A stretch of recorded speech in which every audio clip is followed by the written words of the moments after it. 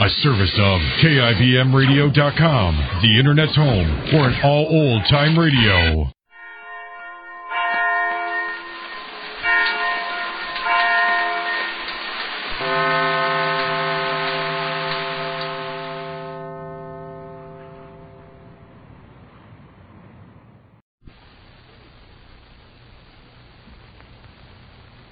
The following program is transcribed. For a wash that's deep clean, sparkling clean, use deep cleaning Oxidol. Oxidol is deep cleaning. Deep cleaning. Deep cleaning.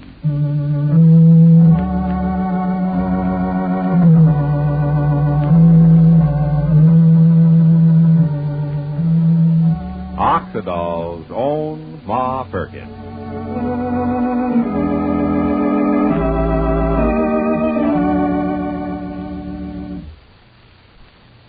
Ladies, in the midst of all the claims about new wash day products, the news about deep cleaning Oxidol is spreading like wildfire. News that means a wonderfully clean wash for you. Now, women are discovering that deep cleaning Oxidol reaches deep down into fibers of clothes and washes out the gray dirt left in by the leading wash day suds, the leading shortcut suds. Now, this is a fact that was demonstrated to women in an amazing washing demonstration. And one of the women who attended this demonstration was Mrs. Don Phillips of Great Neck, Long Island. In this washing demonstration, they used my clean clothes. At least I thought they were clean because I had just washed them with the leading suds the way you're told to. Then they washed those clothes over again, this time with deep cleaning Oxidol. You should have seen the dirty wash water come out of those clothes I thought were clean. That dirty wash water showed me that Oxidol really can get out the gray dirt left in clothes by those leading shortcut suds. Thanks, Mrs. Phillips. And ladies, here's a suggestion. Next wash day, use deep cleaning Oxidol and demonstrate for yourself how much dirt Oxidol gets out of your clothes. When you use deep cleaning Oxidol, you'll see a wonderful difference in your wash. Your clothes look sparkling white and bright. Your clothes feel soft and fluffy. And your clothes smell sweet, too. Yes, clothes look clean, feel clean, smell clean, because they are clean with deep cleaning Oxidol. Yet, Oxidol is really safe. Deep clean clothes stay brighter, new looking longer. So don't wash clothes with suds that leave dirt in. Get clothes deep clean, sparkling clean with deep cleaning Oxidol. Oxidol is deep cleaning. Deep cleaning. Deep cleaning. Ask your dealer for Oxidol today.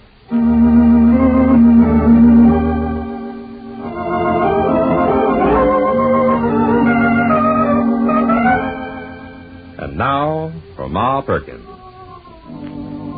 Well, Cousin Sylvester has proposed marriage to Fay. And now, Fay's told Ma. And Ma can no longer avoid the question, what sort of person is Cousin Sylvester anyhow? And the other cousin? Ma and Shuffle failed completely to get any answers from Evie about the money Sylvester swindled from Evie and Willie. Will Ma ever learn the truth about the cousins? Well, Ma and Shuffle are walking down the street now in the hot noonday sun after their fruitless mission to Effie. Listen. Shuffle, no, I still can't bring myself to believe it. They're Pa's cousins. They can't be like you say, folks who would lie, who would steal. Pa's cousins, Shuffle. I know how you feel, Ma. And as we walk along, we still don't have one single teeny-weeny speck of proof. Let's change the subject, Ma. You, figure Fay likes Sylvester enough to marry him? Fay ain't made up her mind. It ain't Sylvester so much. Fay just wants to get married again, mostly for Paulette's sake. And so it might as well be Sylvester, and anyhow, there ain't nobody else around. Tarnation, Ma, there must be something we can do to find out the truth about the cousins. That's all we want, once and for all, the true facts. Yes, Shuffle, but what can we do? What? Here, wait a minute. I got an idea. Look who's there, walking along across the street. Huh? Oh, Willie. Yeah. He's all dressed up because he was seeing a man this morning about a job, and so he... Oh, land. Judging from the way he's walking, his head down, kicking at the sidewalk, his hands in his pockets. Yes, Ma, the boy sure looks a picture of misery. Which means he didn't get the job. Which means... Tarnation, let's you and me talk to Willie, Ma. Talk to him real nice and sympathetic. You know, get him on our side. 10 minutes with us and he'll tell us everything he knows. And once and for all, we'll know if Sylvester took Willie and Abby's money. Like I just said, Sheffield, or you just said, yes, we should learn the truth once and for all, but somehow I can't bring myself to ask no more questions today. They are my cousins, Sheffield. Yeah. I don't feel good asking such questions about them. And right now, what Willie needs ain't questions about the cousins. Willie needs somebody to tell him, that he'll find a job. That he's really fit, a real nice young man, and you know what I'm trying to say, Sheffield. Well, maybe what Willie needs is a good shaking, Ma. Maybe what he needs most is his old job back at the Perkins lumberyard. Okay, Ma, I know how you feel about the cousins, but on the other hand, you know how I feel about the cousins.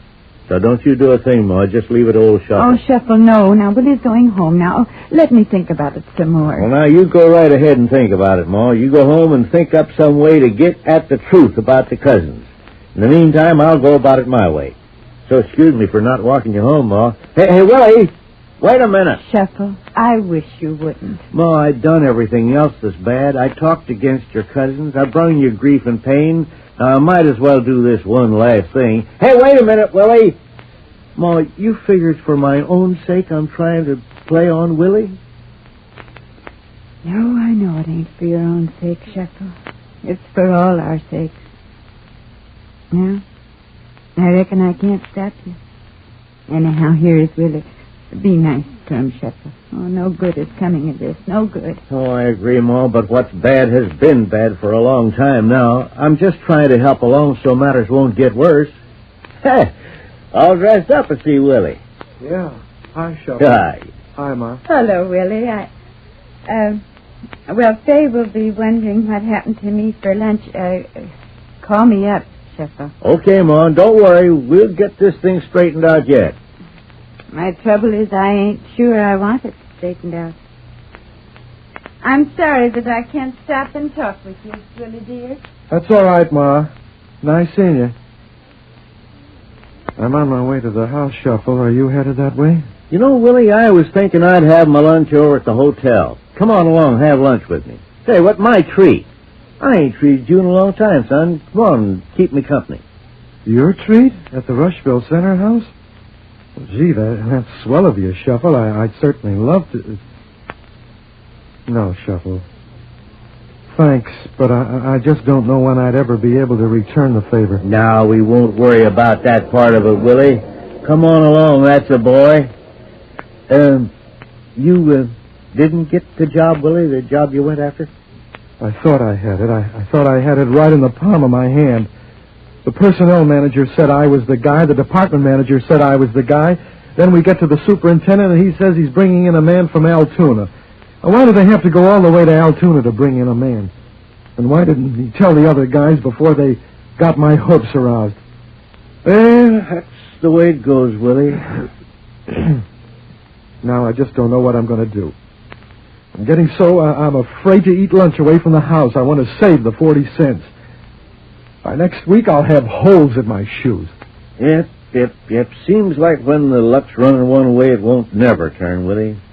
And up till a few weeks ago, you was going along great. Shuffle, I was just saying to myself that very thing. How did it all start? Everything was going along good, and then all of a sudden, bang, I have to let you buy me lunch. Well, of course, it all started because you decided to quit from the lumberyard, Willie. But I didn't decide to quit. First thing I knew, I was talked into it. I looked around, and there I was, quitting. Well, Willie, you don't mean that, because that's just the way it happened to me, son. I was going along great, and then all of a sudden one day I found myself buying another lumberyard, quitting Ma. You got any theory why this same bad thing should happen to both of us, Willie? Huh? theory? What do you mean? About bad luck, you mean? Well, now, let's just take an example out of thin air, Willie.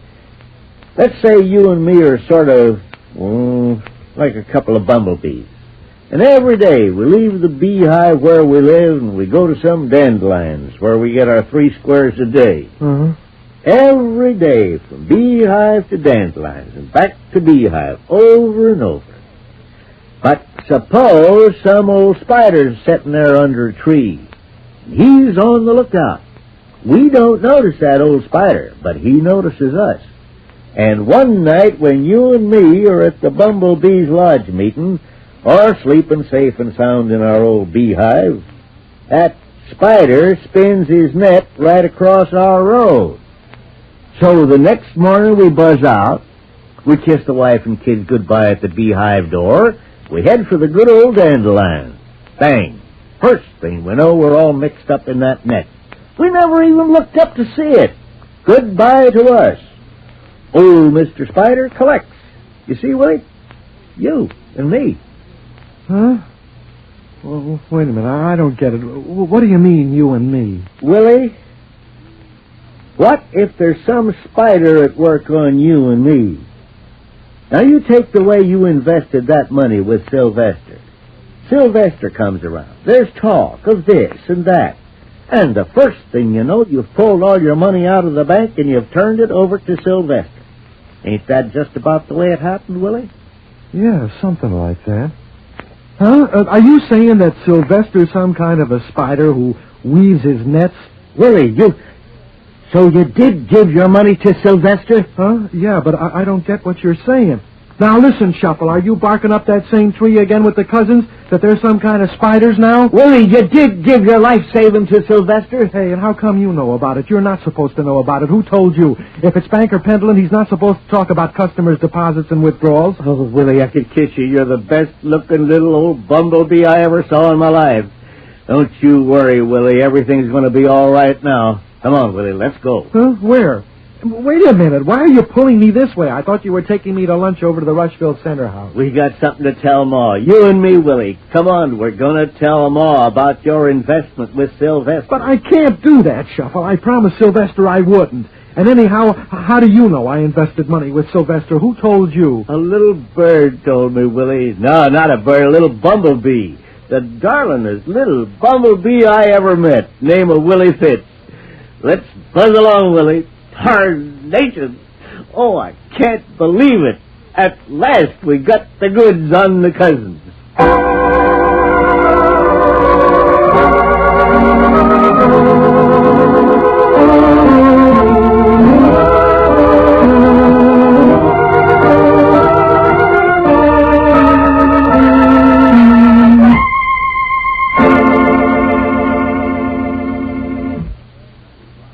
Ladies, next time you buy wash day suds, remember the amazing results of actual washing demonstrations I mentioned earlier. Women saw conclusive proof that deep cleaning Oxidol gets clothes sparkling clean, reaches deep down into fibers for the grimy dirt in clothes, loosens dirt, and floats it away. Yes, you can see your clothes washed dazzling white and bright with Oxidol. You can feel that clothes are soft and fluffy. You can smell they're sweet, too. Clothes look clean, feel clean, smell clean, because they are clean with deep cleaning Oxidol. So for a wash that's deep clean, sparkling clean, get deep cleaning Oxidol at your dealers now in the same familiar Oxidol package.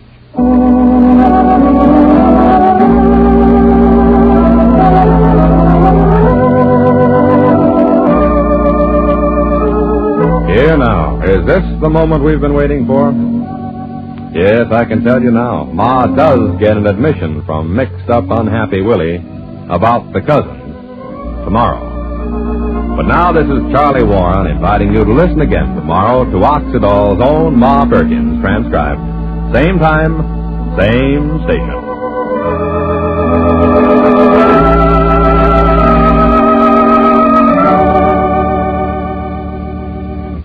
For a wash that's deep clean, sparkling clean, use deep cleaning Oxidol. Oxidol is deep cleaning. Deep cleaning. Deep cleaning.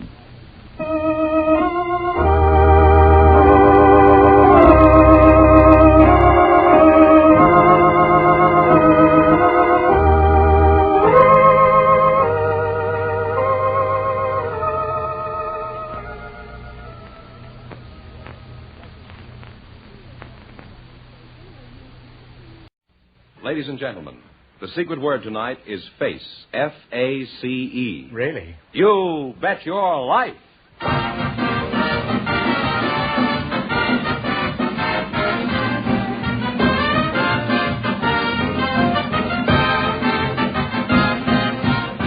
The more than 3,000 DeSoto Plymouth dealers of America present Groucho Marx in You Bet Your Life, the comedy quiz series produced and transcribed from Hollywood. And here he is, the one, the only... Not so loud, you'll wake him up. Oh, that's me.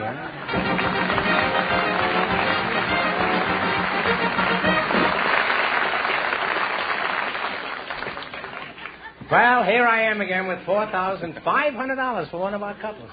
Groucho, we have a bachelor and a spinster for you, selected from our studio audience just before we went on the air. For me? Oh, you shouldn't. Yeah, Miss Frances Richardson, Mr. Herman Cantor, come in here and meet Groucho Marx. Well, welcome, youngsters, for the DeSoto Plymouth dealers. Say the secret word and divide $100. It's a common word, something you always have with you. A bachelor and a spinster, eh? Frances Richardson. Where are you from, Frances? From Washington, D.C. Washington, D.C. And how long did you stay in Washington? Well, I left there when I was 4 or 5 years old. Oh, you were very smart for your age, weren't you? You must be a Republican, huh? There hasn't been a Republican in Washington since you were 4 or 5 years old. Hyman Cantor, huh? That's right, Groucho. You're the bachelor? I'm the bachelor, yeah. How old are you, Hyman? Well, I'll be 58 on my next birthday. 51. You're a fine-looking lad. Thank you, Groucho. Where are you from, Hyman? From Bayonne, New Jersey. Bayonne? Bayonne, New Jersey. Oh, I thought that was the front part of a rifle. How is it you're a bachelor, a fine-looking boy like you? Well, I just decided I wanted to be a bachelor. When did you make this decision, huh? Many years ago.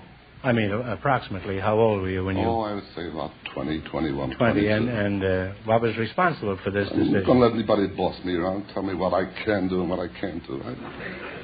Well, if I ever saw a man who was ripe for matrimony, it's Hyman here. He's certainly ripe. I don't know if it's for matrimony. By the way, Hyman, did you see my picture in Look magazine this week? No, Groucho, no, I didn't. I'm sorry. Well, you don't have to regret it, but I was just checking, that's all. What sort of work do you do, Hyman? Well, I'm not doing much of anything right now, Groucho. I'm a retired police lieutenant in Bayonne, New Jersey Police Department. Oh, that's so. That doesn't answer my question, but it certainly raises a few.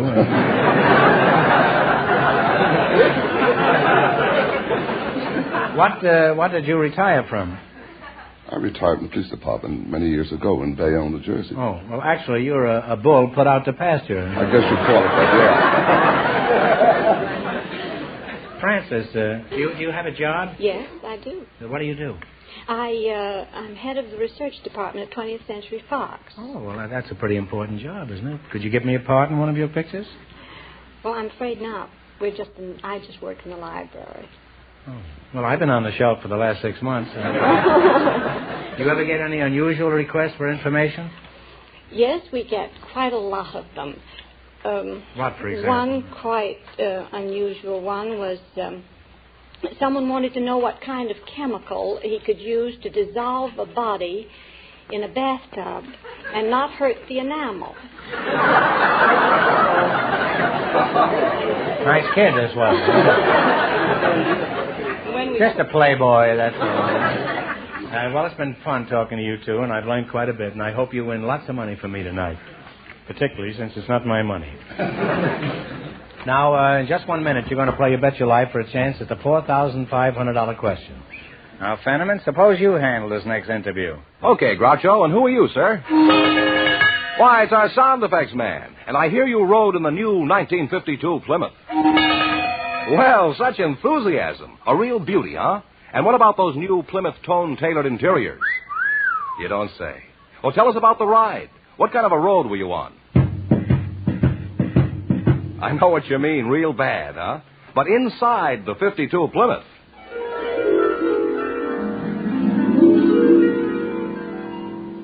Yes, that's Plymouth's sensational safety flow ride. Well, sound man, one more question. How about the engine? They tell me the cylinder head's been redesigned for smoother, high-compression performance. Can you show us how she sounds? Exactly. Quietest engine in Plymouth history. And these are just a few of the many exciting features.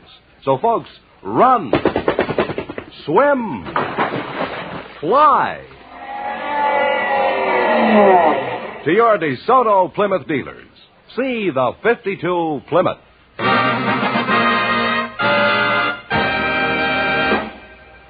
All right, now let's see how you work together as a team.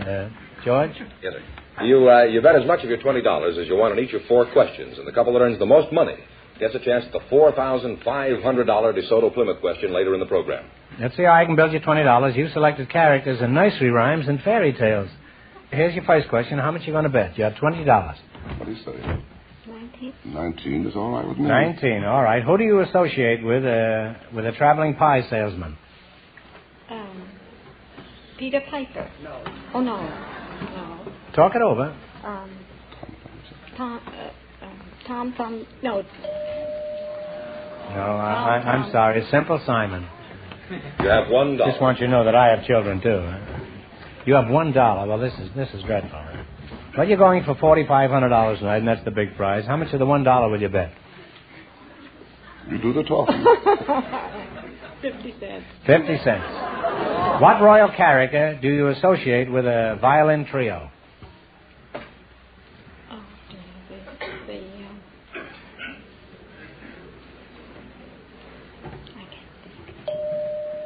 Francis, you're either scared or nervous or... all right, you have 50 questions. Well, the answer, of course, is Little Jack Horner. Old King Cole. Oh, I know it. 25 cents. All right. Who do you associate with curds and whey? The spider that sat down beside her. No. Keeping her curds and whey. Long being a spider and sat down beside her. Yes, but we have to have the name. It's Little Miss Muffet. You knew it, but you just didn't know the name. You just muffed it, that's all. That's all. Now, how much you going to bet? Bet it all.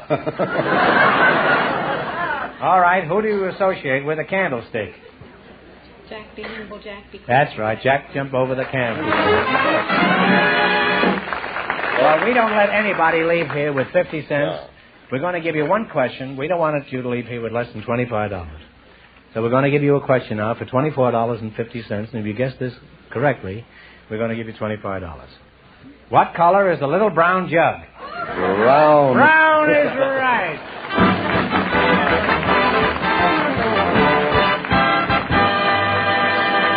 Thanks and good luck from the DeSoto Plymouth dealers. Groucho, we invited... They got fired if I hadn't said that. Groucho, we invited some helicopter pilots to the program tonight, and our audience selected Mr. Henry Eagle to be on the show. His partner is a woman with an unusual occupation, Miss Hetty Klein. And here they come. Folks, meet Groucho Marx. Welcome, kids, for the DeSoto Plymouth dealers. Say the secret word and divide $100 in cash. It's a common word, something you always have with you. Mr. Henry Eagle, and Miss Hetty Klein. Where are you from, Hetty? I was born in Trenton, New Jersey. Trenton, eh? That's right. What sort of work do you do, Hetty? I work for Calbest Electronics. For who? Calbest Electronics. Have you tried bicarbonate soda? What kind of an outfit is that? Oh, we manufacture radios and television sets and amplifiers and all sorts of electronic equipment. I see. And what is your job there? I'm a production supervisor, and in my spare time, I'm a television repairwoman. Really? Say, you're quite versatile, aren't you? Huh? Did you see my picture in Look magazine this week, Hetty? No, I didn't. I'm just checking this. Well, television is certainly a mystery to me. For example, what's wrong when those big gray lines suddenly shoot across my screen sideways?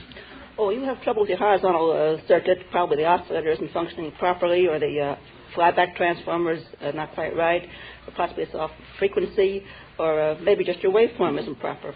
What are some of the other common complaints of a TV set? Oh, your vertical oscillator might not be oscillating properly. You mean to say that my vertical oscillator isn't oscillating properly? Come outside and say that, Hetty. It's quite possible that your audio output transformer might have shorted to the frame and shorted B plus to the chassis. Well, that's true. That's definitely true. Or probably your rectifier tube is shorted and giving trouble with your power transformer. That could short too, also. I guess I'm pretty much of a mess.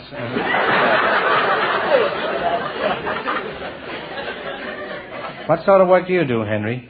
I'm a helicopter pilot. Oh, say, you've certainly got the appropriate name for it, Eagle. But don't mention it quite so loud because there are children listening to this show, and we don't like you to use the word, say helicopter. No, we try to be that way in this show. Every once in a while, the nice Nellie comes out in me. What's the difference between a helicopter pilot and a regular orthodox pilot? Well, a helicopter pilot pilots helicopters. And a regular... I'm going to get some great answers from this kid here. Regular pilot pilots airplanes. Well, I have a pilot in my gas stove, and it doesn't pilot anything. It's out most of the time, and so am I. I'm home on the range occasionally. Just what is a hectocopter? And see if you can tell me without waving your arms. A helicopter is a... Hectocopter. A hectocopter is a rotary-winged aircraft which depends on the rotating airfoils for its lift, and unlike an airplane, is aerodynamically unstable. No, skip it. You'll never get it off the ground, huh? Who do you work for, Mr. Eagle? I work for Los Angeles Airways. Oh. What kind of an outfit is that? Los Angeles Airways is the first commercial scheduled helicopter air mail service in the world, operating in the Los Angeles area here. Tell us about your helicopter mail service. Has it speeded up mail service very much? Well, it has speeded up the mail service greatly. For instance, you could mail a letter in San Bernardino tonight, and it would be in New York tomorrow morning. That's quite an improvement. It only take me 3 weeks to walk to San Bernardino. As a matter of fact, I did mail an air special in Hollywood tonight, and will it be in New York tomorrow morning? Yes, it will. Well, that'll be quite a trick, because I sent the letter to Honolulu.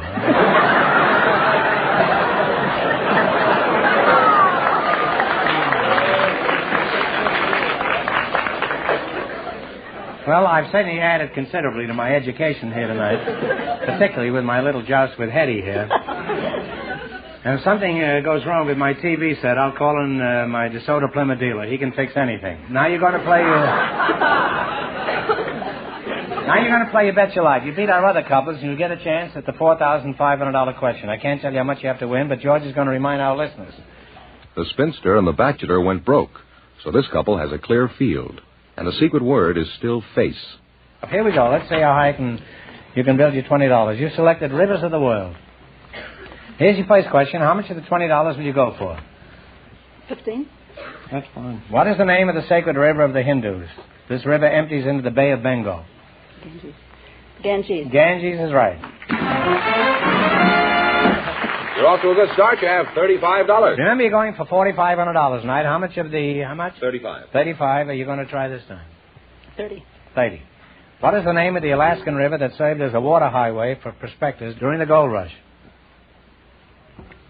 Oh, Yukon. Yukon is right.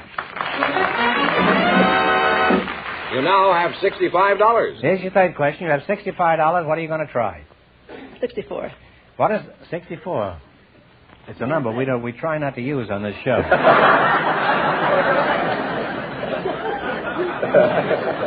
What is the name of the South American river which has the greatest volume of water in the world? The Amazon. The Amazon is right. You're really on your way. You have $129. Amazon. I was out with one last night. Do you have how much? $129. Let's take it all.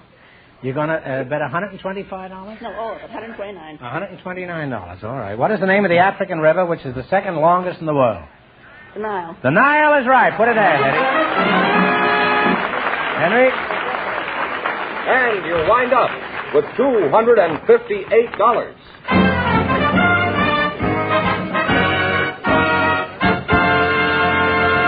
Thanks and good luck from the DeSoto Plymouth dealers. We invited some dairymen to the program tonight, Groucho, and just before we went on the air, our studio audience selected Mr. Jack Melbourne. His partner is a housewife, Yvette Hoppus. Folks, meet Groucho Marx. Welcome, kids, to You Bet Your Life. Say the secret word and divide $100. It's a common word, something you always have with you. Mrs. Yvette Hoppus.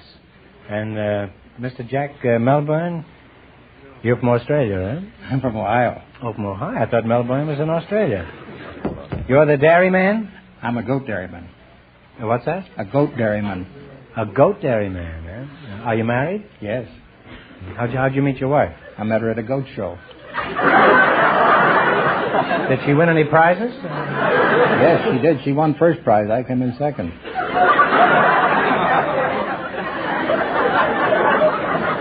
Well, that's very smart. Always marry the first prize. Mrs. Yvette Hoppus, you're the housewife, huh? Yes. What kind of a name is that? That's kind of a curious name, isn't it? Yvette Hoppus? Yvette is French, and Hoppus is Irish and Dutch. Oh, well, that's quite a combination. Anyone for smorgasbord? Where were you born? In France, Ireland, or Holland? I was born in Alexandria, Egypt. Well, kid, you've certainly been around, haven't you? Huh? What does your husband do, you bet? He works at North American Aircraft. On aircraft? Is he a barber? What does he do? He puts things together. He puts things together? Uh-huh. What kind of things? Oh, little iron things. Little iron things like what? Metal. Oh, iron is a metal. I never knew that. Huh? You say you're a goat farmer, Mr. I'm a goat dairyman. Oh, a goat. Oh, there is a difference, is it? How many goats do you have at your dairy? $10 and 290 does. That's a lot of does to get for $10. You bet. Let's talk about your husband. How did you meet this metallurgist or whatever he is? Well, I met him in an elevator, and the way it happened was that we were both on the same floor, and we saw the elevator door open, and there was no bellboy around, so we walked in, and my husband said... Oh, you were married before you met him? No. That's quite a trick. In Egypt, you know, they do that. First they get married, and then they meet each other. Frequently in a grain elevator. That is, if they know the roads. Now, what happened? Well, he said, well, no bellboy around, let's go in. And I said, okay. He's pretty snappy with the repartee, wasn't he? So he said, your face sure looks familiar to me. Wait! Secret word. You said face, that's a secret word, so you each win $50. Not bucks, I don't want to say boats, bucks to a goat. Thank you. Well, there you are in the elevator, married. What happened? So he said, you going downstairs? I said, yes. So he pressed the button to go downstairs. And do you know what happened? There was no downstairs button. Right? No! In Egypt, the elevators don't have a downstairs button. They only go up, and then they sneak around the corner and come back again. The elevator got stuck between the second and third floor, and we were alone.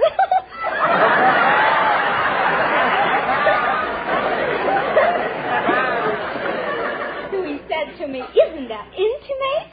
I said, sure is. Intimate? He said, isn't that intimate, huh? He meant romantic. How did you figure that out, you bet?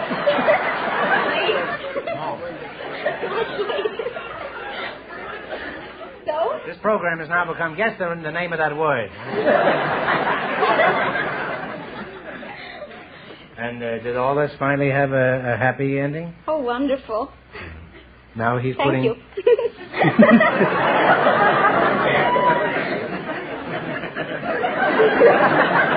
Wouldn't that become part of this romance? Now, Yvette, if you'll excuse me, I'm going back to the goats for a minute, huh? How much milk does a goat give in a day? Well, they don't really give it. You have to take it away from them.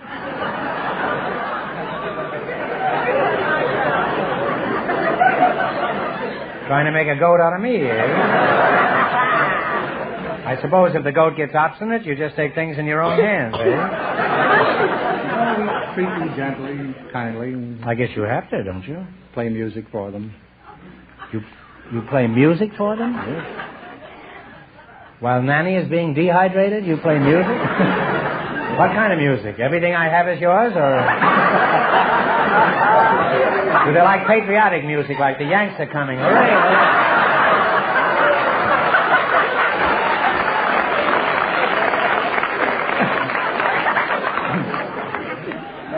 anything that happens to be on the radio. I see. They still listen to the radio?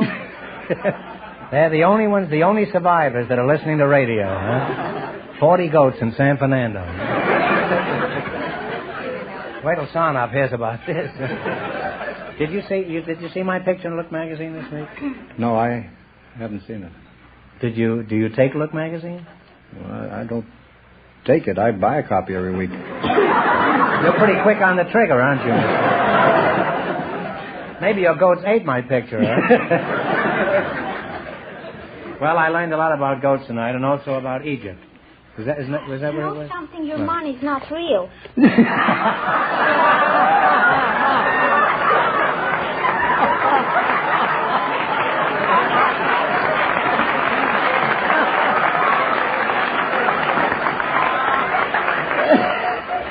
Yvette, I want to explain something to you.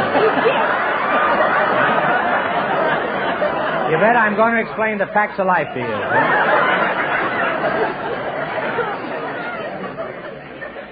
There isn't anything on this show that's real. Plus that, there is a government law that you are not allowed to photograph real money.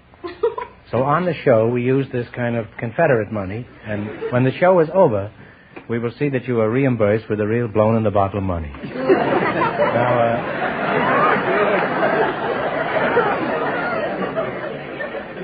does that wash away your skepticism about our whole operation here?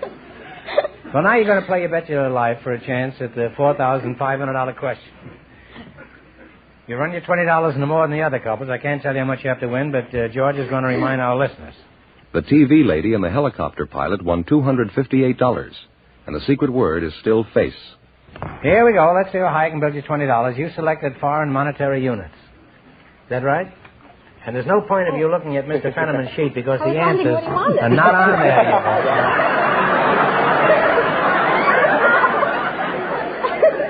These Egyptian tactics will get you nothing.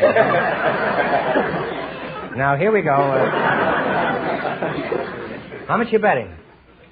It's about 18. What is the monetary unit of France? Francs. Frank, you're welcome. That's right. You now have $38. Remember, you're going for $4,500. Now, how much is it? You're right, huh?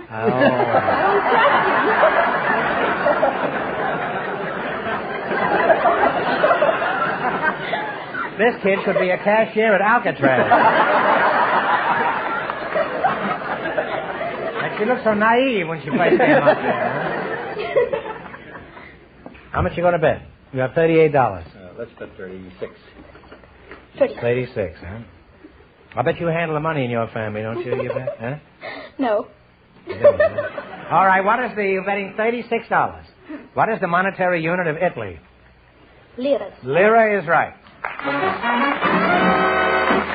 You've now climbed to $74. You have $74. How much you going to bet? 72. 73. What is the monetary unit of Russia?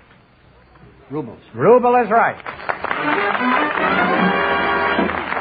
You now have $147. $147, and this is your last chance to beat the other people. How much you going to bet? That's the whole thing. Yes. The works. What is the monetary unit of Canada? Dollar. Dollars. The dollar is right. Put it there, kid. And you wind up with $294. And that means that you people, in just 1 minute, get the chance at the DeSoto Plymouth $4,500 question.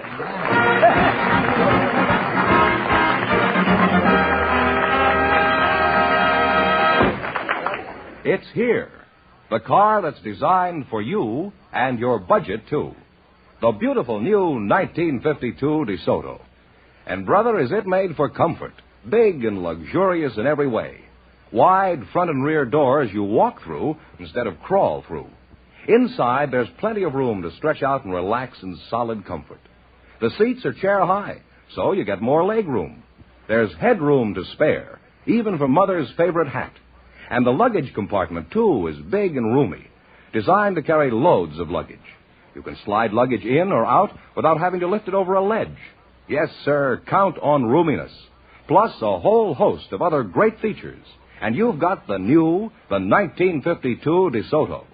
The car that's designed for you and your budget, too.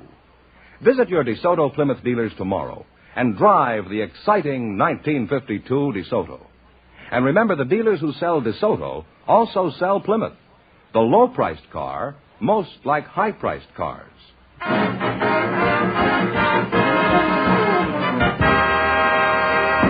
Well, here comes the winning couple, Mrs. Hoppus and the Dairyman, all set for the DeSoto Plymouth $4,500 question. Yvette, there was never any question in my mind that you were going to wind up with the most money here tonight. Well, here we go for $4,500. I'll give you 15 seconds to decide on a single answer between you. Think carefully, and please no help from the audience. Here it is. I'm sure everyone has heard of Lady Godiva's famous legendary horseback ride through the streets of an English city. She did it in protest against impossible taxes. For $4,500, tell me, what was the city where this ride took place? You got 15 seconds. Walk it over.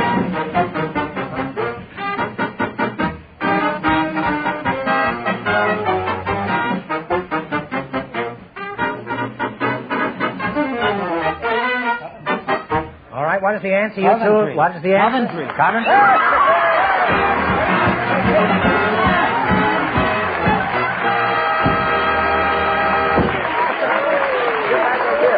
What about me? You don't want to kiss me, huh?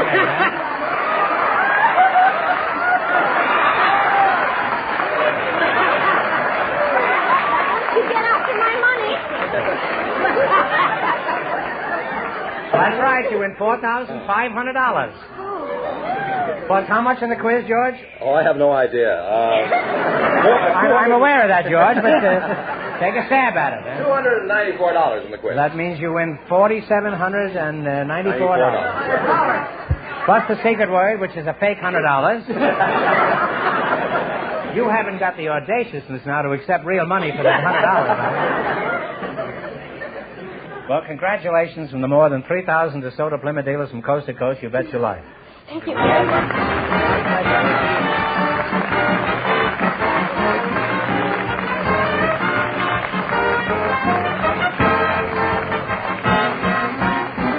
Be sure to tune in again next Wednesday night at the same time for the Groucho Marx Show, when the big question will be worth $1,000.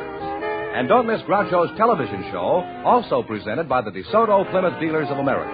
And remember, all dealers who sell DeSoto also sell Plymouth. Two great cars, both products of the Chrysler Corporation. And when you drive in, tell them Groucho sent you. Good night, folks.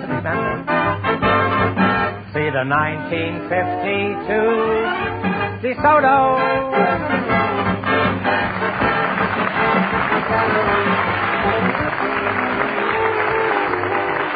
Folks, here's a reminder from the National Safety Council. When walking, stop at the curb, look both ways, cross when it's safe. You Bet Your Life, transcribed from Hollywood, is produced by John Goodell. Directed by Robert Dwan and Bernie Smith. Music by Jerry Fielding. This is George Fenneman signing off for the more than 3,000 DeSoto Plymouth dealers from coast to coast.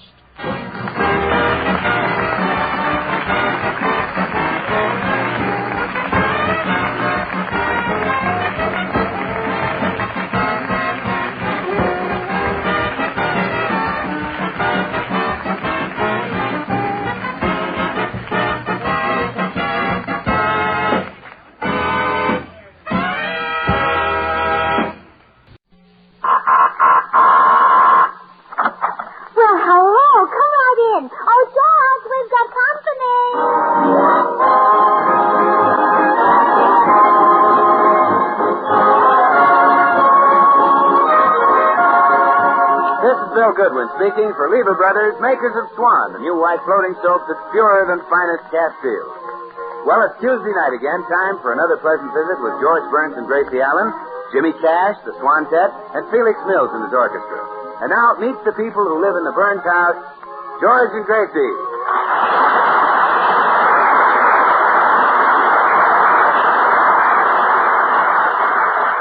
Now it's morning at the Burns house, and Gracie is just coming downstairs. George is in the living room reading the morning paper, his feet comfortably perched on an antique rosewood coffee table. Good morning, dear. Well, good morning, sir. George Burns. Huh? Get your great big feet off that table. Okay. That's better. My mother gave me that table, and when you put your feet on it, it's just like putting your feet on my mother. It is? It's George Burns, get your feet off that table. I'm sorry. Well, you should be. Who has to polish this furniture every day? Who scrubs it and rubs it and wipes it? Well, what if you do? Keep your big feet off it. Yes, dear. The idea of a grown man putting his feet on the table. Yes, dear. Dressing that beautiful table. That's what I get for letting you keep your number 18 stamp. Yes, dear. You and your big feet. Gracie, will you answer the door? All right. Sometimes I wish I was single again. Single women never have any trouble with their husbands. Good morning, Mrs. Burns. Oh, hello. Hello, Mr. Postman. Is something wrong, Mrs. Burns? You appear upset. Mr. Postman, do you ever sit around the house with your feet on a table? Oh, my goodness, no. Mine are always in a tub of hot Epsom salt. Oh, my. Oh, I'm not sure I'd like that either. My wife gave me a beautiful tub for my last birthday. It's even got my initials on it. Of course, I only use that one when we have company. Yes, naturally. Any mail for us this morning? Just this magazine, Mrs. Burns. There's a wonderful article in this issue about the shortage of husbands. About the shortage of husbands? Yes. It says that there are now 3 women for every man in this country. 3 women for every man? Well, if that's true, there must be 2 other women who want my husband. I don't think that's very likely.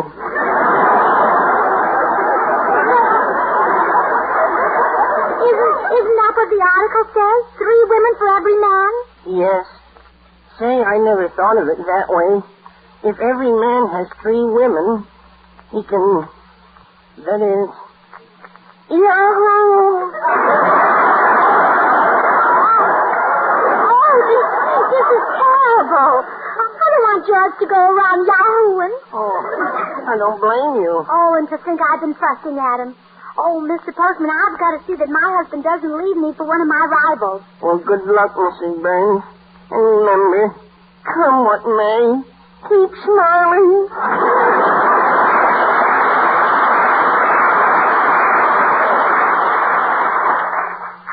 Oh, George. Now what? Put your feet on the table. Huh? I said put your feet on the table. But you just bawled me out because I did. I know, and I was wrong, dear. Imagine me bawling out the sweetest, kindest, handsomest man in the whole world. That's me? Oh, of course it is. I'm mad about you, dear. Well, I wouldn't swap you for Gary Cooper and Paul Henry and Charles Boyer all put together. Well, that's nice. Well, what would I have if I put them together? Just a tall, skinny man with 2 accents. Gracie. I'm mad about you, dear. You let other people dream about finding a pot of gold at the end of a rainbow. Our marriage was my rainbow, and you were the pot I found.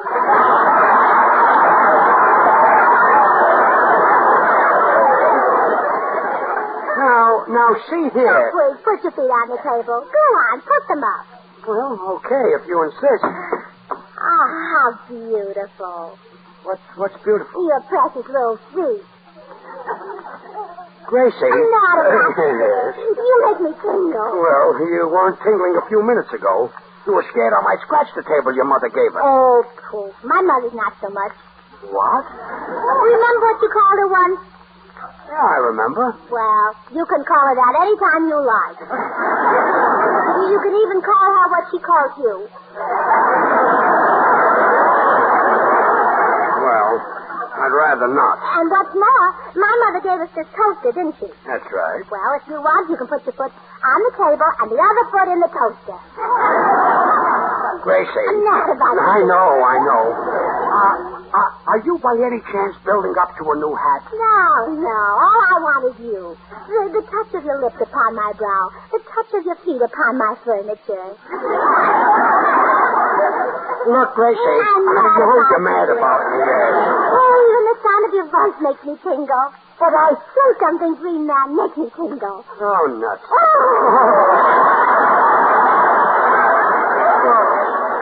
Will you please explain what this is all? Morning, people. Got a spare cup of coffee for a pal? Oh, sure, Bill. Sit down. Say, what's the idea of sitting there with your feet propped up, George? Oh, that's so I can see them better. Aren't they cute? Oh, yeah, very, very attractive dog. If you hung a flask of brandy on his ankle, I'd swear they were St. Bernard. You're very sharp.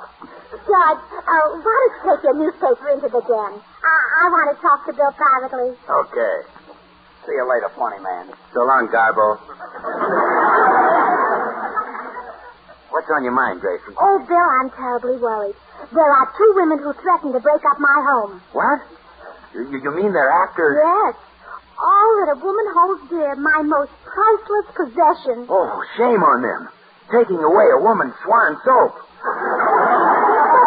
Well, don't they realize what Swan means to you? Why, Swan is 4 soaps in 1. The soap for your hands and face, for bathing the baby, the soap for your dishes, and for your light laundry. 4 swell soaps in 1. But, Bill, they're not after my Swan soap. They're after my husband. Oh. Gee, for a minute you had me worried. Bill, how could any woman stoop so low as to steal my George? Well, now, Gracie... And to think I was mean to the poor darling. I wouldn't let him put his little feet on the living room table. I wouldn't let him talk about my mother. And last night I wouldn't... Oh, I'm ashamed to say it. What, Gracie? I wouldn't let him wash the dishes with Swan. Gracie! I lost my head. I was a selfish little fool. I saw that dishpan full of lovely white Swan studs, and I wanted it all for myself. Impetuous girl. Yeah. I thought only of keeping my own hands soft and lovely, never realizing that George, too, wanted pure, mild Swan studs to help protect his hands. Oh, I understand, Gracie. Swan's such a great wartime buy that many people probably lose their heads over it. But tell me, what about these 2 women who are after George? Who are they? I don't know yet. You see, it says in this magazine that there are now 3 women for every man. Gee, that's going to be tough on Tommy Manville. You'll have to cut down, huh? Say, I have an idea. I'll pick out George's other 2 women myself. But, Gracie... I'll call a matrimonial agency, get their 2 ugliest old maids, and have them flirt with George. Couldn't happen to a sweeter guy.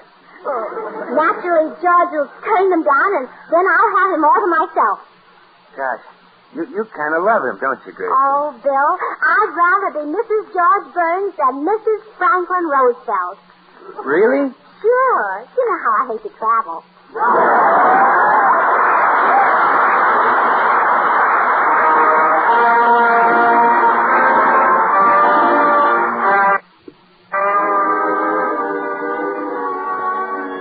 Here's our tenor, Jimmy Cash, with one of the top ballads of the season, People Will Say We're in Love.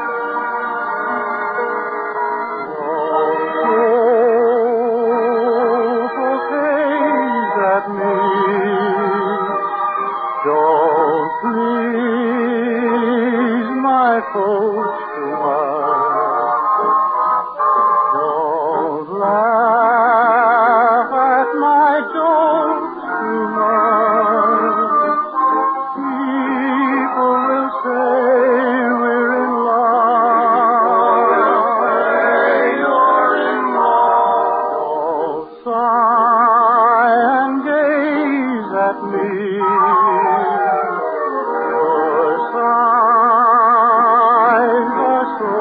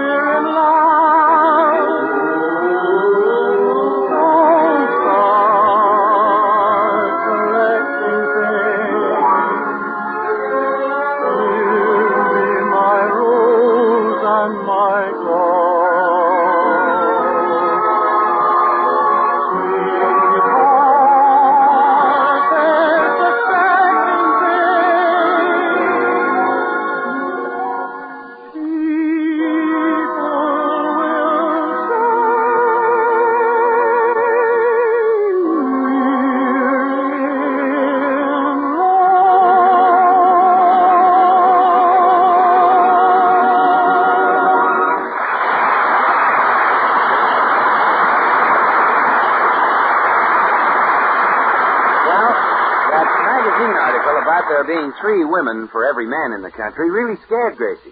She decided to pick out George's other 2 women herself and thus make sure they were no competition. Hey, Bill, I called the matrimonial agency, and they're sending over 2 old maids for me to interview. Oh, a couple of old crows, huh? Oh, yes. The man at the agency said that these 2 have not even been whistled at by sailors.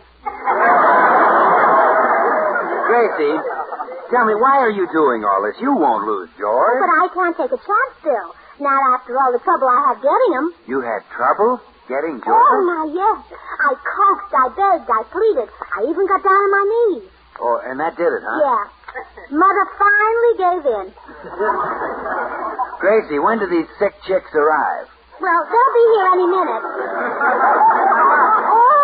And that reminds me, we better get George out of the house before they get here. Okay, I'll ask him to leave with me. Oh, no, Bill. You have to be subtle with George. If he knows we want him to leave, he won't go. Oh, you have to be subtle, huh? Yeah.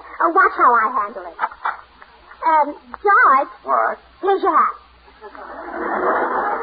I don't want my hat. I'm not going anyplace. Oh. Well, he didn't get it, Bill. It was too subtle. Yeah.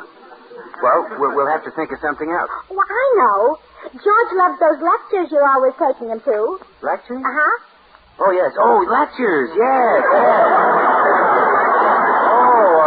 Yeah, that'll do it. Say, George, they're having a very interesting lecture this afternoon. Would you like to go? We can't, Bill. The lecture hall is closed. They're repairing the runway. Oh.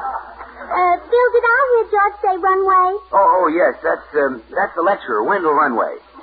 He's an authority on all the new movements. Oh. Well, we better think of something. Those dames will be here any minute. Bill, I think I've got it. You know George's weakness. Which one?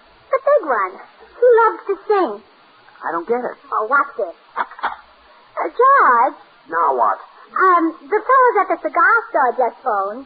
They're still arguing about who won that singing contest. You or Frank Sinatra. I thought that was all settled last week. Oh, I guess not. They want you to come down and sing for them right now. I don't go around singing in cigar stores.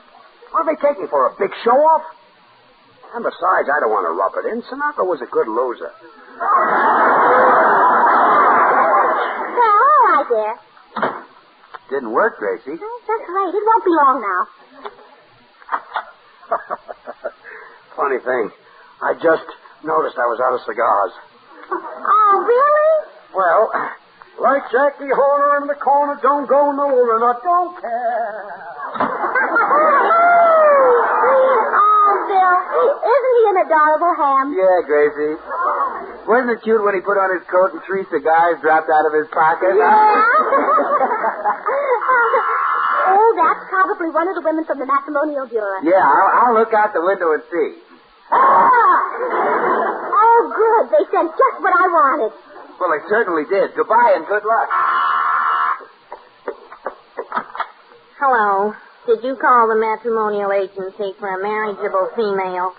Well, yes, I did. Well, I'm ready, willing, and able. Well, I'm sure you're ready and willing.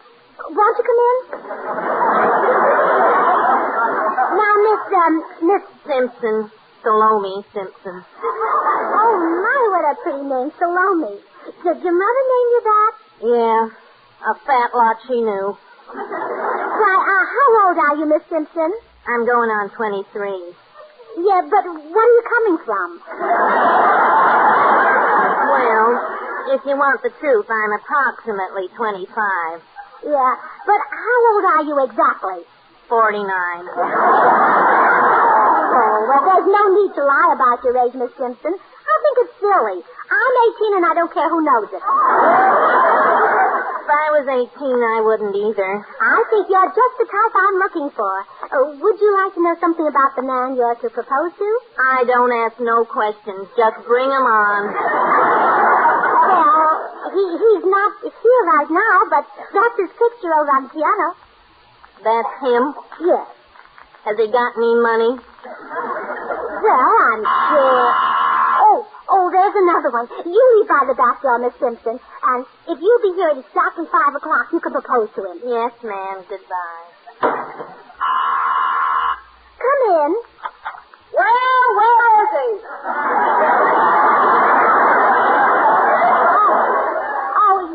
the matrimonial bureau? Yeah, they said you were looking for an ugly woman with a horrible figure and no sex appeal. Yes, that's right. Well, any complaints? No, you're perfect. Here, let me take your hat and broomstick. That's my umbrella. Oh, yes. Well, you're just what I want. You're desperate, aren't you?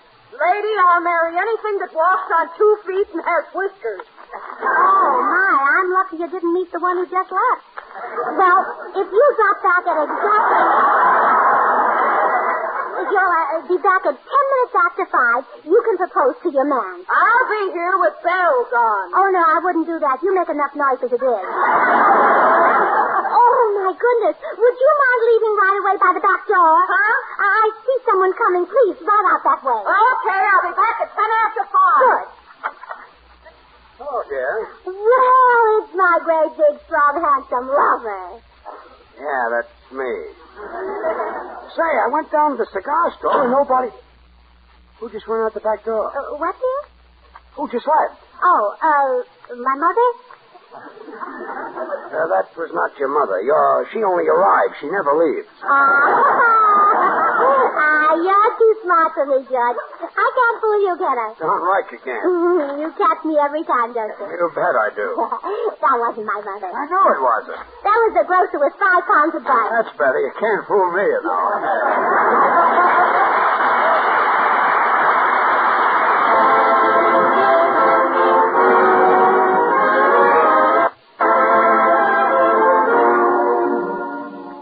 Time now for Felix Mills and his orchestra. And tonight, with the Swantet, a new and different Darktown Strutters Ball.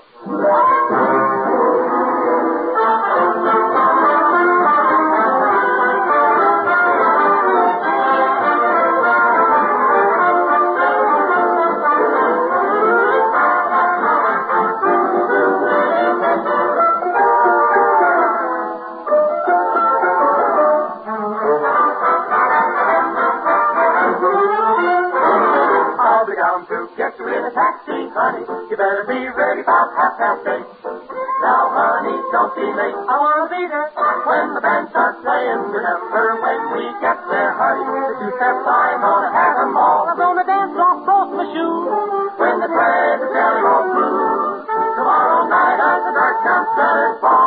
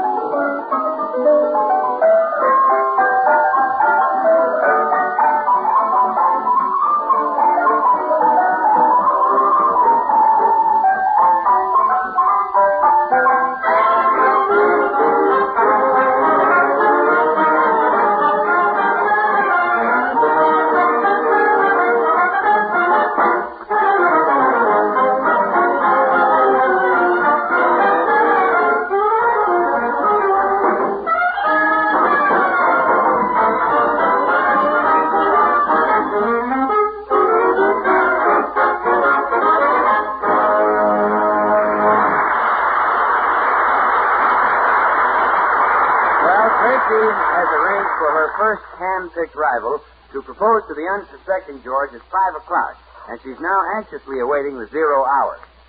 George, do you think a man should have 3 wives? Certainly not. You're right. In my opinion, bigamy has several disadvantages, such as go to jail.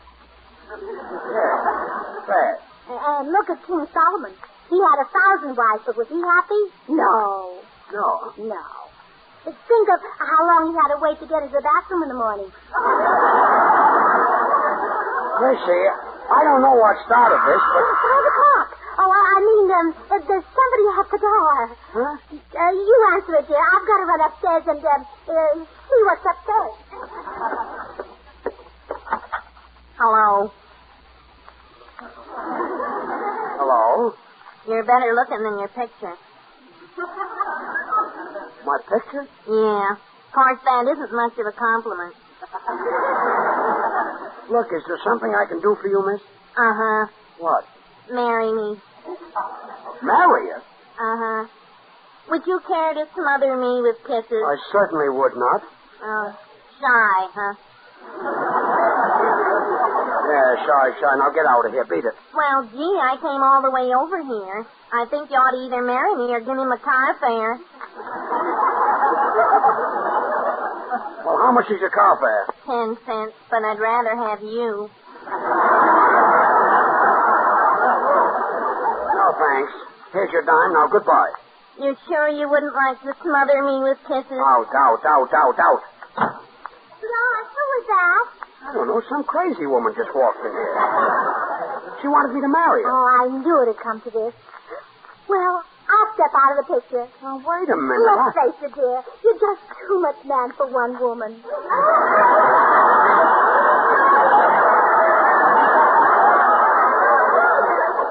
I am? Yes, but not enough for two. Goodbye. But, Gracie... Oh, I'm not blaming you, George. I know I haven't been a good wife to you. But you have, Gracie. No, I haven't. Yes, you have. No, I haven't. Yes, you have. No, I haven't. Yes, you have. Honestly? Honestly. No, I haven't. Oh. I won't stand in your way, George. Go to that crazy woman. She wants you. Now, you listen to me. I kicked that woman out of here. Oh, really? Sure. Oh, well, that's nice. What time is it, dear? Oh, well, what time? About 10 after 5. Oh, 10 good. after 5. Good. Answer the doorbell. It didn't ring.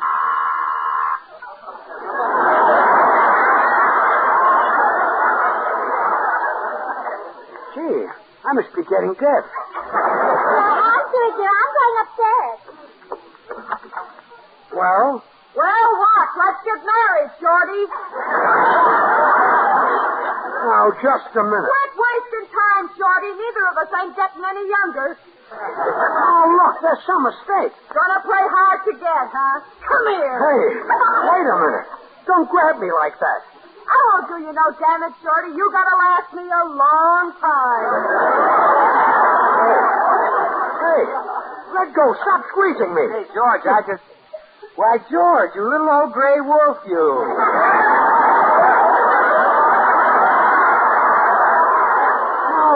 Now, wait a minute, Bill. I never saw this woman before. She's a complete stranger. Wow, I hope Gracie never catches you with a friend. Hey, you're kind of cute, Curly. Yeah, he's cute. That's right, he's awfully cute. Go get him. Sick him. Come here, Curly. No, let go. I'm not cute. Honest, I'm ugly. I only look cute because I just washed my face with Swan soap. Why don't you try some? Never mind Swan soap. I want you. But Swan's better than I am. Swan's 4 soaps in 1. The soap for dishes, for your light laundry, the soap for bathing the baby, and the soap for your complexion. 4 swell soaps in 1, so you don't want me. Go back to George. Oh, no. You're for me, Curly. I like 'em slender, tender, and tall. Well, yeah, but I'm soapy, dopey, and wet.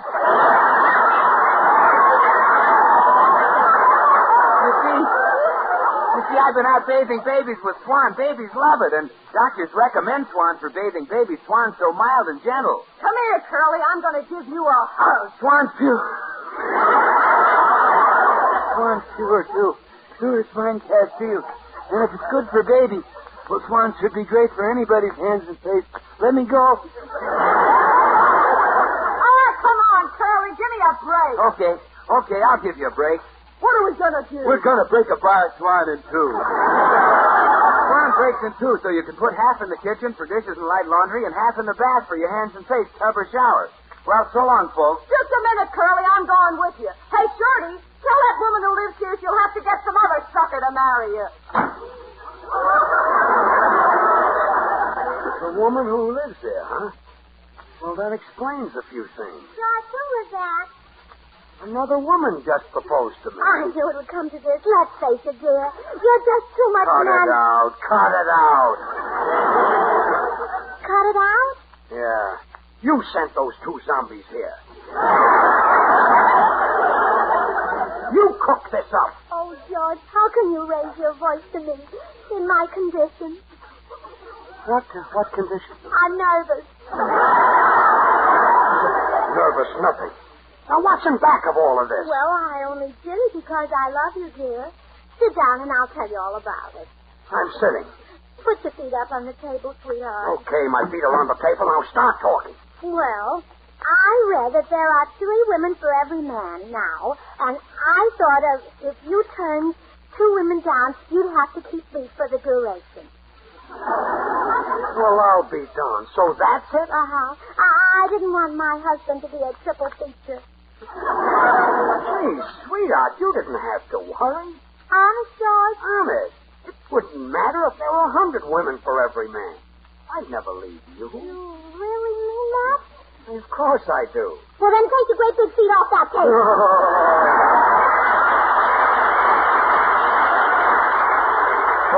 Most women think that if they spend a lot of time with their hands in soap and water, washing dishes, doing light laundry and housework, they're bound to have rough red hands. Well, that's not true. Those rough red hands are often due to 2 things. The water's too hot, and the soap you use is too harsh. Next time, try using lukewarm water and Swan soap. Swan doesn't need scorching hot water to give you loads of suds. And Swan is so mild, so gentle, that it actually helps protect your hands. Helps keep them looking lovely. So try doing your housework and giving your hands a beauty treatment at the same time. Try Swan. Well, late, folks. Good night.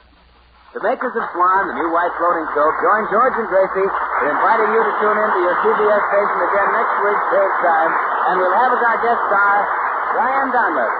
And now till next week, this is Bill Goodwin saying, well, I, Swan, how about you? Good night.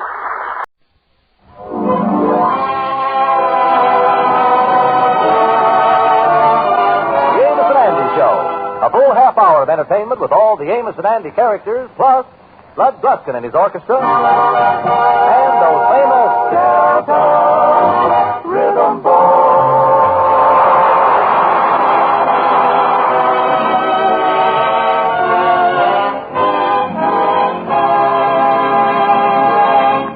The Kingfish and his wife Sapphire are swimming in a pool of unpaid bills, and they can't get their head above water.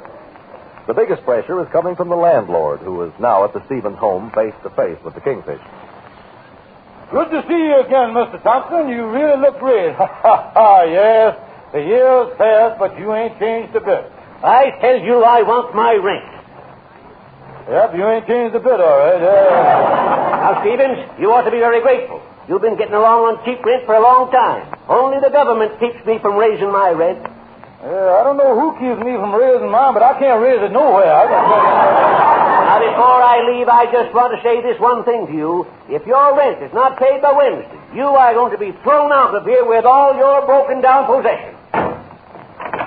And don't you talk about my wife that way.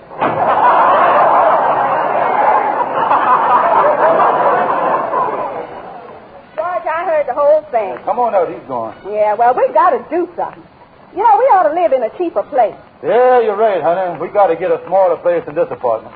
George, do you think you could be happy in a little bachelor apartment? Sure could, honey. But where would you live? No, George. What I mean is maybe just a single room. It wouldn't be such a drain on our finances. If we had a room like Andy's got. Yeah, a place like Andy's would be cheaper. Leave it to me, sweetheart. I'll find something.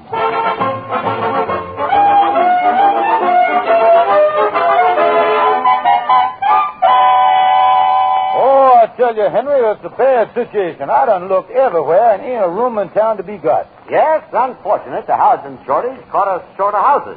Yeah. You know, several of my friends is in the quandary. I wonder if they got any vacancies there.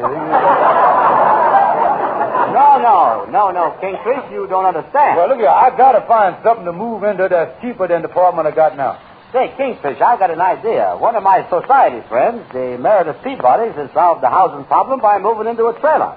Trailer? Mm-hmm. Well, not for me, though. No. As a matter of fact, the Peabodys is going to have a big social function in their trailer next week. Right in the trailer, huh? Oh, yes. It's going to be the outstanding social event of the Lincoln Highway. Yeah, glad to hear. I think I got the invitation right here in my pocket. Yeah, what do it say? Read it to me.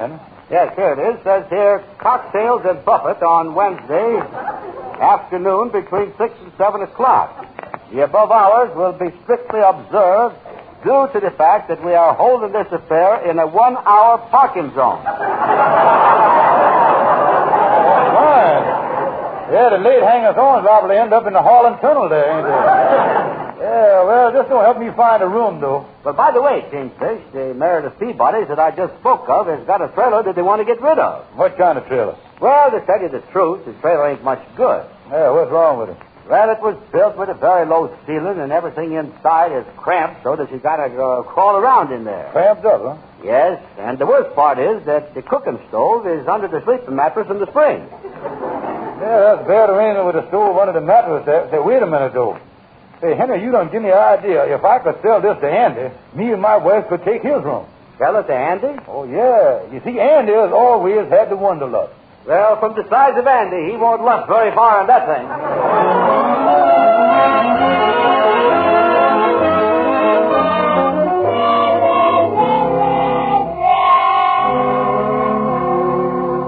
Come in, Kingfish. Well, Andy, old pal, I've been doing a lot of thinking about you. Yeah, well, somebody ought to think about me. I was in a rut.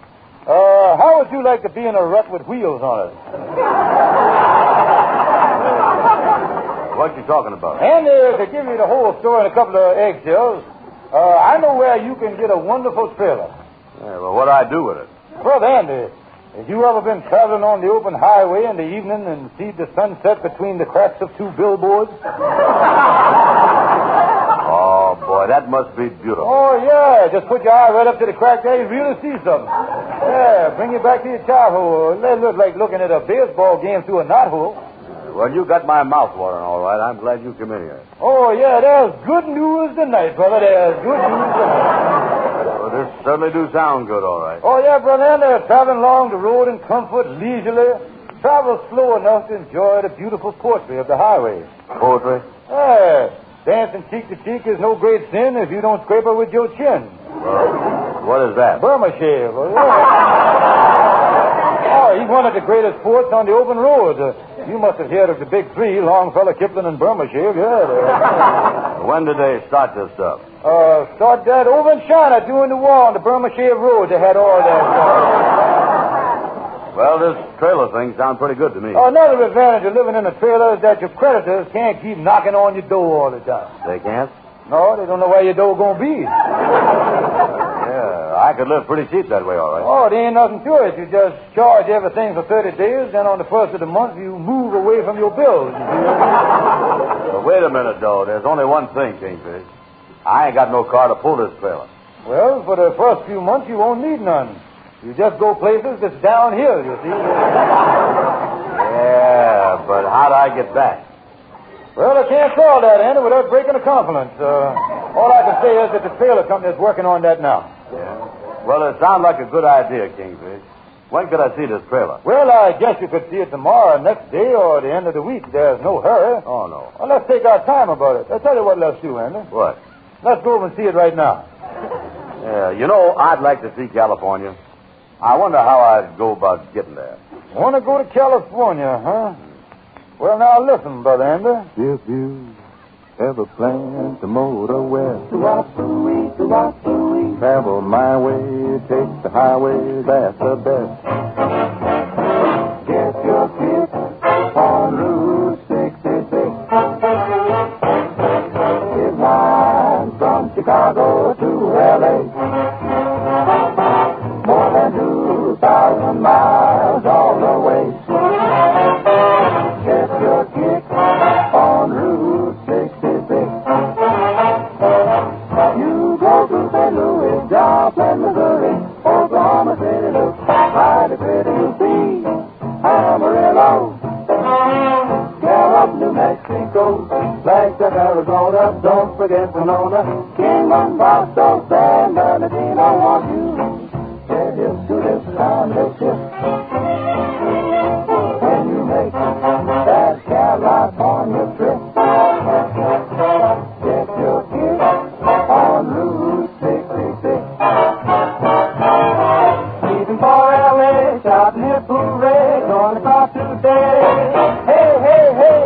ain't gotta worry, but I'm gonna hurry, 'cause I got a gal in town heading for that state. I hate to be late, so don't you hesitate, Jake. Can't wait. Won't you get hip, you grip to this timely tip. When you make that California trip, get your kick on Route 66. I'm happy as can be, so won't you come with me and take that righteous route?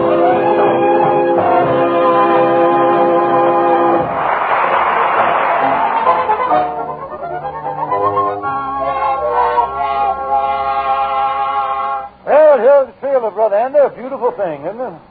Ain't very big. Let's get inside of it. Yeah, want to go inside? Go right ahead, Andy. Ow, my head. Yeah, well, you got a stoop low on that, you know. There's a low door there. Yeah.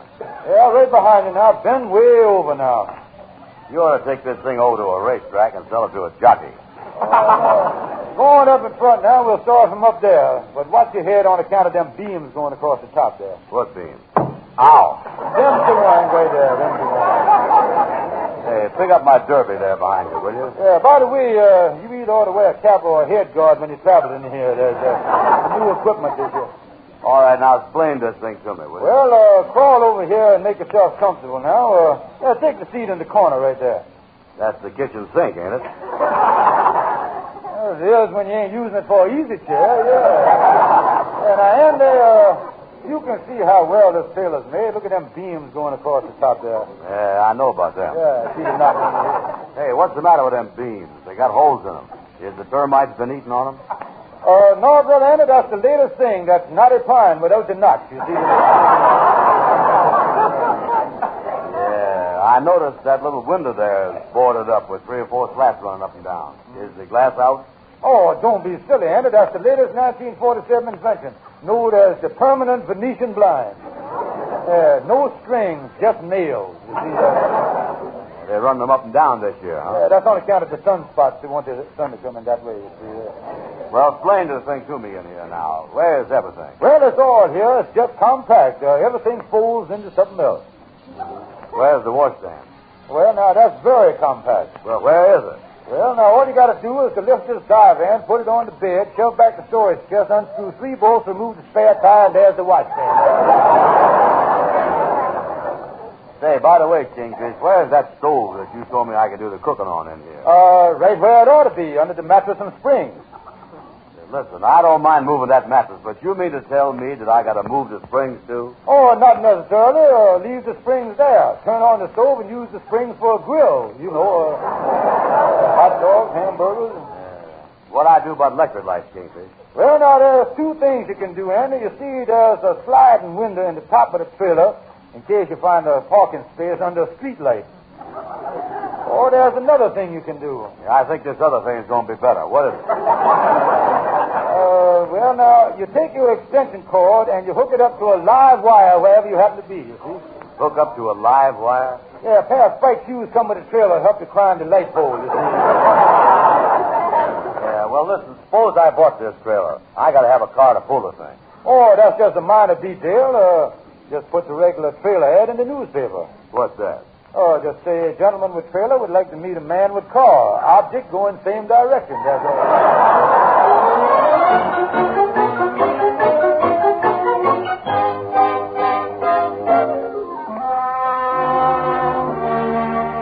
Well, Andy, I hear that you're going to buy a trailer, son. Yes, Amos, I'm going out in the wild open spaces and really enjoy life. Oh, tired living in your room, did you? Oh, well, the trouble with the room is stay in the same place all the time.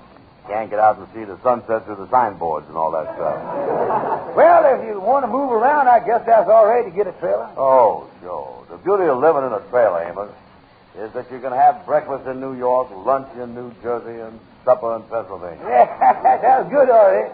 You're making pretty good time there, though, ain't you, Andy? Yeah, and I'll even make better time of that if I ever get a car to pull me.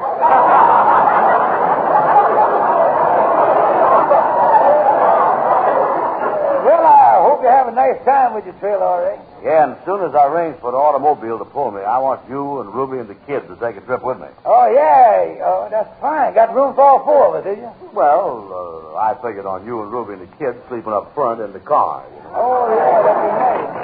Well, hello there, Amos. Say, Andy, could I see you alone for a minute? Sure. Well, I'll leave you two schemers here together. I know you got some kind of business deal. I'll see you later in the trail, Andy. So long. So long, son. Leave the door open there, will you? We'll get some air in here. Okay, so long. What you want, King? Andy, I've really got some good news for you, son. I got a man with a car that will go 50-50 with you on taking a trip with your trailer. You remember the lawyer, LaGuardia Stonewall? Oh, yeah, sure. I know him. Yeah, well, he just went down to the 5 and 10 cent store to get himself a pair of eyeglasses. Yeah? Yeah, and he don't believe in eye doctors. No. He say that he'd be over here in front of your office with his car at 3 o'clock. Well, exactly 3 o'clock. Yeah, there he is now. It's a good thing that other car was there. He'd have gone right past the office, wouldn't it? Yeah, there he is, getting out the car. Look at him there. Yeah, got on his glasses, too. Look at them things. They look like the bottom of a milk bottle. Upset, Daisy. He tripped over that fire hydrant and fell down. And he's the man who's going to drive me, huh? Wait a minute. Come in. Let me brush myself off here. I stepped out of the car. A small boy tripped me up. Excuse me, gentlemen, but I'm looking for my good friend, the Kingfish. Yeah, well, this is me over here. Oh, yeah. Pardon me, Kingfish. My new driving glasses. See, I don't see a thing. How is it working? Oh, I still got to get a few bugs out of it. LaGuardia, I want you to meet my friend and your future vacation mate, Andy Brown. Mr. Brown, it's a great pleasure. Oh, no, that's the clothes tree. Brown's over here. Kingfish, you really think this is the man to do the driving, do you think that? How are you, Mr. Brown? And where are you? Here I am. And how's you? Yeah, well, why don't you take off your glasses, LaGuardia? No, the girl behind the counter told me to keep them on and get used to them. You know, I'm going to do all my driving and leave. Listen, you got a driver's license, ain't you? Oh, sure I have. Here it is right here. Yeah, let me see this. Yeah, look at that. Say on here, this license not valid unless driver is wearing binoculars.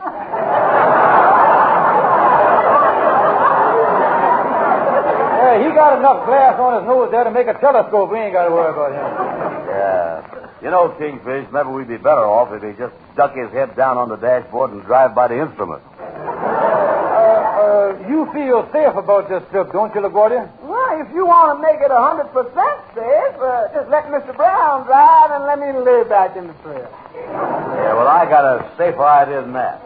If I'm going anywhere with you, I'm going to walk. The deal is off, LaGuardia. Well, all right. Suits me. So long, boy. Listen, man, I'll tell you what I'll do. I'll lend you my car, and when you leave town, I'll even take your room off your hands. Now you're talking. It's a deal. What do we do about LaGuardia here? Oh, don't worry about him. He'll come out of that clothes closet after a while.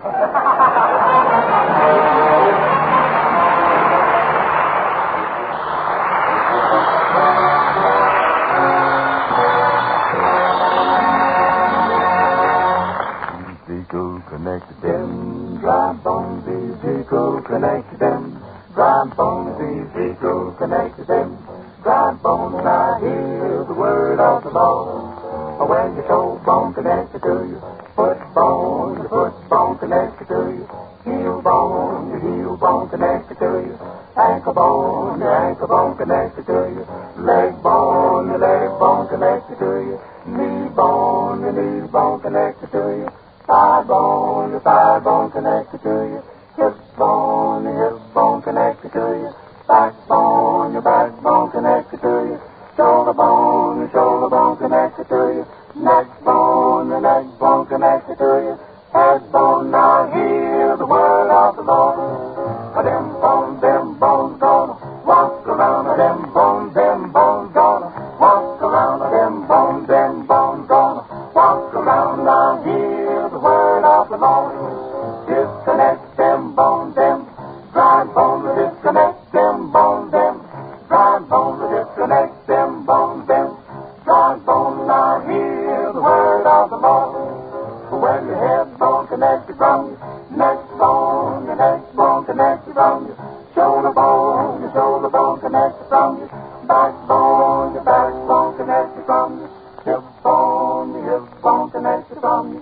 Thigh bone connected from you. Knee bone connected from you. Leg bone connected from you. Ankle bone connected from you. Heel bone connected from you. Foot bone connected from you. Toe bone down here, the word of the Lord.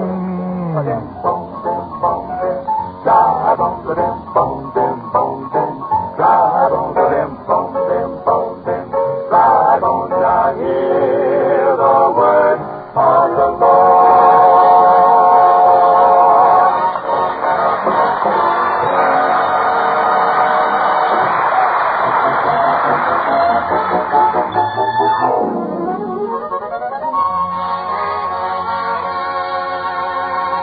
Hello there, Shorty. Well, I didn't expect it, but hi, Andy.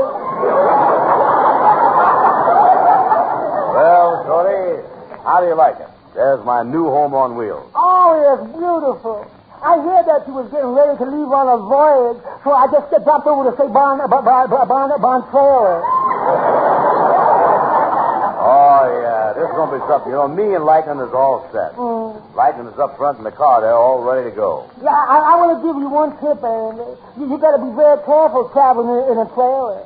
I'll never forget when my mom and Papa went away in their trailer. Yeah? How was their trip? Oh, it was wonderful. Mama broke her leg. Broke her leg? Yeah, Papa was driving 60 miles an hour down the highway, and Mama stepped out in the backyard to hang up some clothes.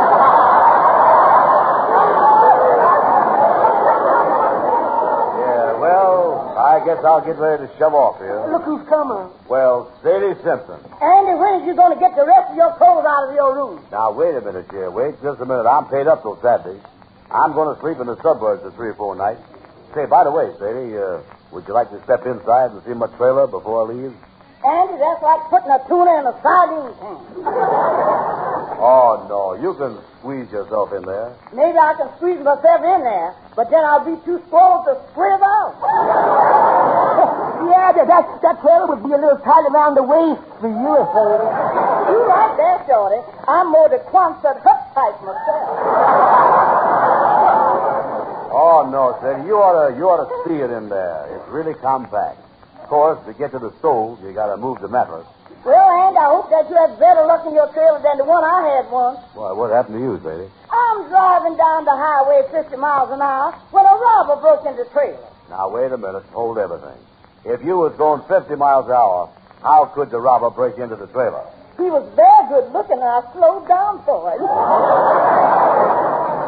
Sadie, did the man steal anything? He tried to steal my car and my money, but he didn't, because I bit him. Oh, you bit him? Where'd you bite him? In Western Illinois.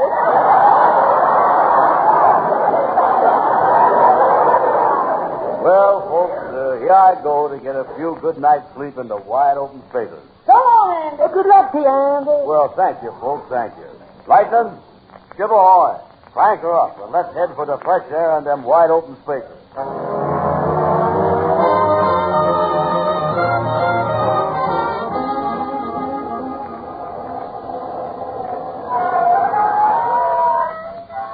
Well, it's been a bumpy ride, but I'm glad that Lightning found this spot at last. Now for a good night's sleep. Get that trailer out of here. This is the residential section. You want me to lock you up?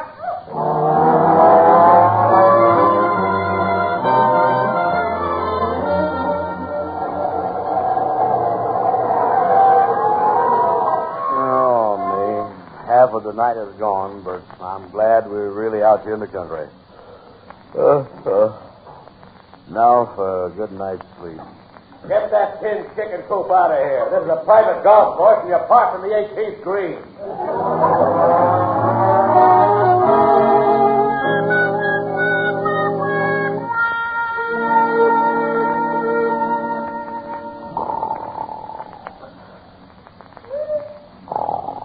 Oh, Miss Andy, wake up, Miss Andy, wake up. What's the matter, Whiteman? Won't the man let us park here neither? Yeah, it's okay with him, but I gotta paint him. Well, here's $1. Oh, and don't wake me up for 24 hours. Boy, I am happy now. I want to lay here and enjoy the fresh country air. Yeah, sir. And close the door. Here you is, mister. Here's $1 for 24 hours talking. Say, Bunny, is there a man asleep in that trailer? Yeah, sir. Well, you better close the windows because the carbon monoxide from the rest of the cars in this garage might knock 'em out.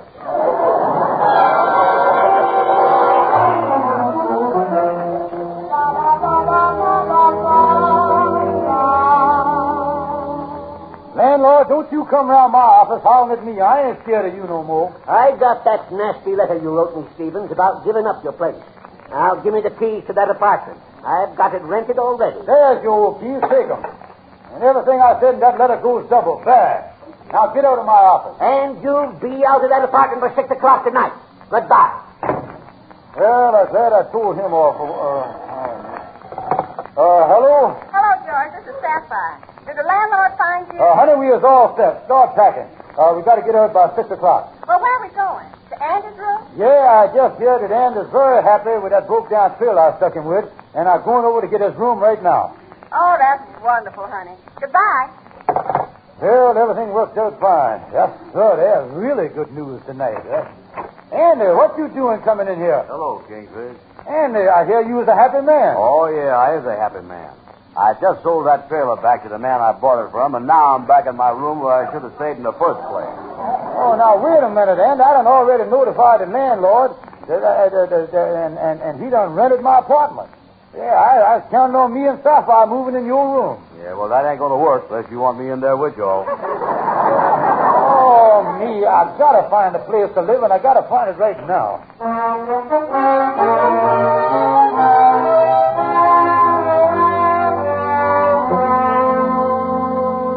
Sapphire, I'm telling you, if that Andy Brown hadn't double-crossed me that way, we'd have still been in our old apartment. George, it's all your fault. And to think that after all these years, we wind up in a place like this. Oh, cheer up, honey. And listen, do me a favor. Lift up that mattress and make me a cup of coffee, will you, honey?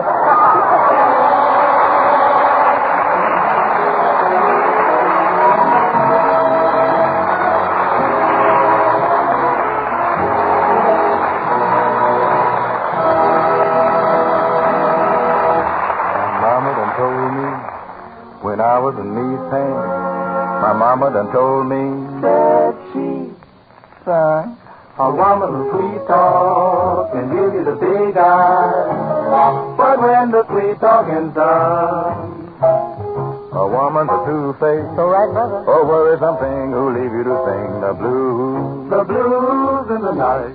Right. Now the rains are falling here, the train are calling, ooh-wee. My mama done told me.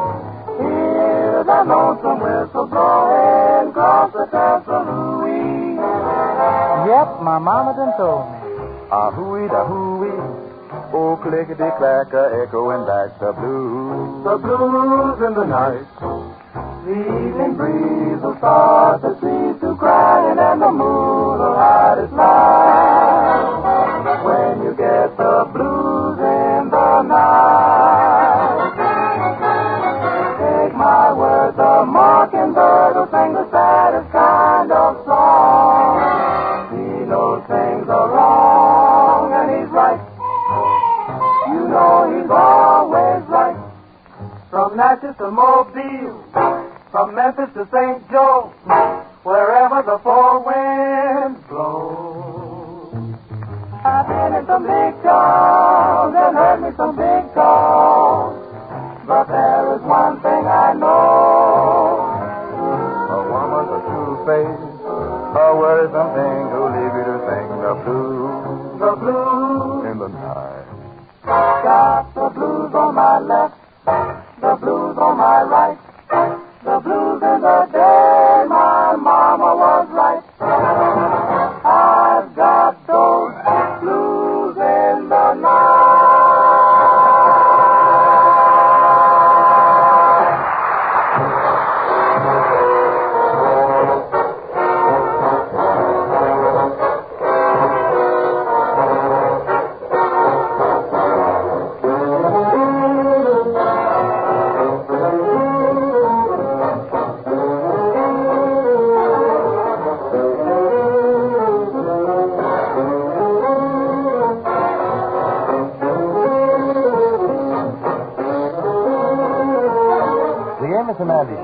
come to you through the worldwide facilities of the United States Armed Forces Radio Service, the voice of information and education.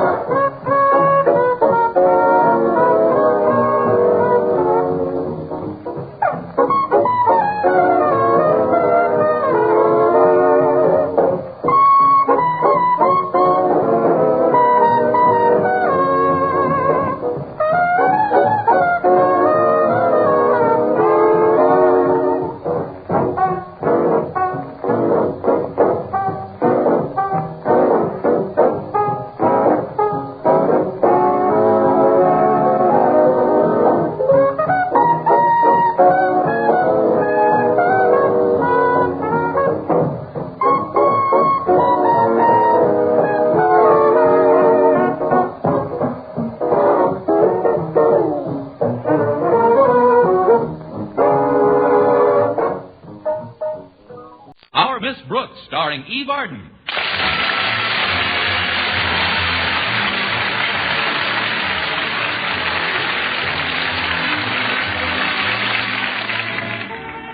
August 12th marked the end of summer school duties for the nation's teachers. Among them, our Miss Brooks, who teaches English at Madison High School. Yes, August is the month when school teachers heed the siren call of travel and see such wonders as the Taj Mahal, the Eiffel Tower, and the Colosseum at Rome. Then they finish their popcorn and leave the newsreel theater. Last Friday morning, I left my bedroom and made the long trek to the dinette, where my landlady, Mrs. Davis, greeted me with some breakfast. I hope you enjoy your orange juice better than I did mine, Connie. What was the matter with yours, Mrs. Davis? It was too hard. Guess I didn't take it out of the freezer in time. I have a brand new deep freeze, you know. It was a gift. You too? My brother Victor sent it over. He's such a dear. But, Connie, why did you have to get up so early today? Summer school's all over with, isn't it? Yes, but I've got an appointment at the hairdresser's. An appointment at the hairdresser's usually signifies a date with a certain biology teacher. Are you having lunch with Mr. Boynton, Connie? You should be a fortune teller, Mrs. Davis. Oh, that's funny. I just got in a brand new supply of tea leaves. Now, you wait right here, and I'll brew some. Not now, Mrs. Davis. Walter Denton's due any minute to give me a lift. Oh, is your car in the shop again? Yes, I dented my radiator pretty badly the other day. I got a ticket, too, for passing a car on the left. But that's not illegal, passing a car on the left. It is when the car's approaching you.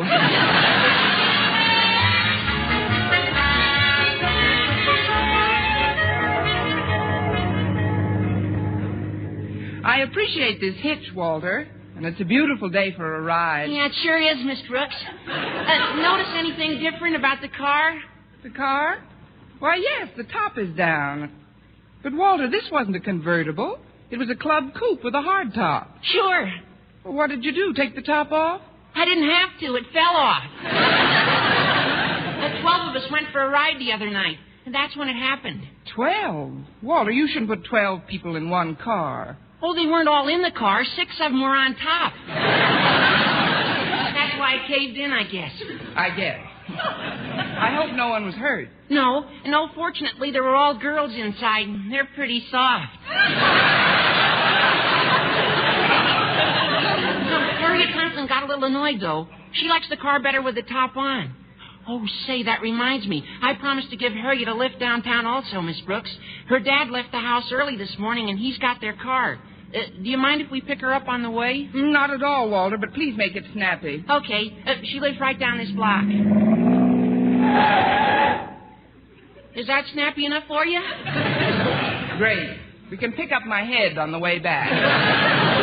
Oh, there's Harriet on the porch with her mother. You don't have to come to the door, Walter. I'll be right there. Okay, Harriet. Who's that in the car with you, Walter? Miss Brooks. Who? Miss Brooks! That's what we teachers need, publicity. Miss Brooks, I'd like to talk to you about something. All right, Mrs. Conklin. Hello, Miss Brooks. Hello, Harriet. I'd like to talk to Miss Brooks alone for a minute, Harriet. Okay, Mother. I'll wait for you in the car, Miss Brooks. Well, my dear, I haven't seen you in ever so long. It has been quite a while, Mrs. Conklin, but I've been working pretty hard at school. Yes, I know. So has Mr. Conklin. He's down there now filing some reports on the summer session. That's what I wanted to talk to you about, Miss Brooks. I think a little vacation would do you a lot of good. Yes, I suppose it would. But... As you know, Mr. Conklin and I have a little summer cottage at Crystal Lake. Now, tomorrow, Saturday, is our anniversary, and I'd like to spend it up at the lake. Why don't you join us and help us celebrate? Well, I really don't know, Mrs. Conklin. You see, in a moment of weakness, I promised Mr. Boynton the entire weekend. Well, when did you do that, Miss Brooks? At lunch in about an hour from now. That is, I'm sure he'll accept. Invite me. So much the better. Bring Mr. Boynton along. You know, seeing how happy our married life is might give Mr. Boynton some ideas on the subject. Why, Mrs. Conklin, I don't know what you're driving at. I've seen you look at Mr. Boynton, Miss Brooks. And when one woman sees another woman look at a man the way you look at Mr. Boynton, Miss Brooks, that woman knows that the other woman is thinking thoughts about that man that a woman has thought about a man since men and women were created. From the picture, little man, you've had a busy woman. Oh, look, Mrs. Conklin, I am fond of Mr. Boynton, but I don't want people to think that I... Well, they will anyway, so you might as well land him. I tell you what.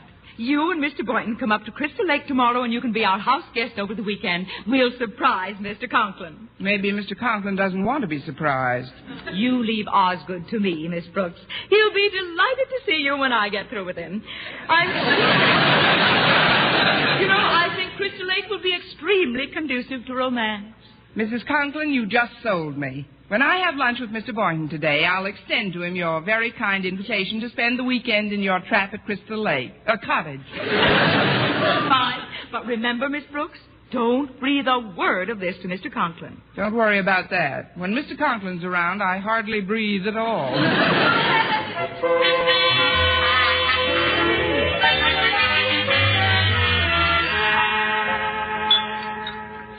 I hope you like the idea of lunching in Marty's malt shop, Miss Brooks.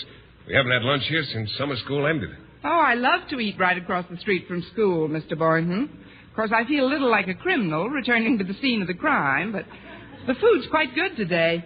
Yes, his chili is delicious. Do you always eat chili that way, with mustard and pepper and horseradish? Well, yes, I'm afraid I have a cast-iron stomach, Miss Brooks. Really? Who helps you carry it to school? Well, I've always liked hot dishes, Miss Brooks. I think spicy things enhance a meal tremendously. That goes for life, too, doesn't it, Mr. Boynton? What do you mean, Miss Brooks? Mr. Boynton, instead of our usual Saturday date, how would you like to get out of town for the weekend? What? Leave you all alone? I should say not. You wouldn't leave me. I'd be with you. Oh, what a shame. You've got chili all over your tie. I'm wearing a sports shirt. I haven't got a tie. You have now. I didn't mean to shock you, Mr. Boynton, but Mrs. Conklin's invited us up to their summer cottage at Crystal Lake because tomorrow's their anniversary, and she wants us to help surprise Mr. Conklin. But why you and I, Miss Brooks? Because Mrs. Conklin's noticed how hard I've worked during the summer session, and she thought it would be fun for me. Of course, if you don't want to go, I'll tell her I can't go either. That's all right. I don't have to get any rest or relaxation. Cool mountains. I can have just as good a time right here, just staring into a mirror and watching the melted powder run down my nose. Please, Miss Brooks, I wouldn't want to deprive you of any fun, but... Good. What time will you pick me up tomorrow? Well, all right. I'll call for you at 10 o'clock. Oh, fine. Then we can... Oh, excuse me a moment, Mr. Boynton. Mr. Conklin just sat down at that table by the window. I'd like to talk to him. I thought we were going to surprise him. Oh, I'm not going to mention our coming to Crystal Lake. I just want to sound him out about my chances of heading the English department in the coming semester. The job's open, you know. Yes, I know. Well, I wish you luck, Miss Brooks. Thanks, Mr. Boynton. I'll be back in a minute. Good afternoon, Mr. Conklin. I'll have the businessman's lunch, miss, but I'll do without the soup, and I can do without the potatoes. Mr. Conklin, I'm not your waitress. It's me, Miss Brooks. I can do without you, too. I don't want to disturb you during your lunch, Mr. Conklin, but Good. Then I'll see you later. I just have one brief question to ask, Mr. Conklin. May I sit down for a moment? I suppose so. Have you had your lunch? Yes, sir, with Mr. Boynton over there. Over where? Oh, there, yes. Quite an attractive tie he has on.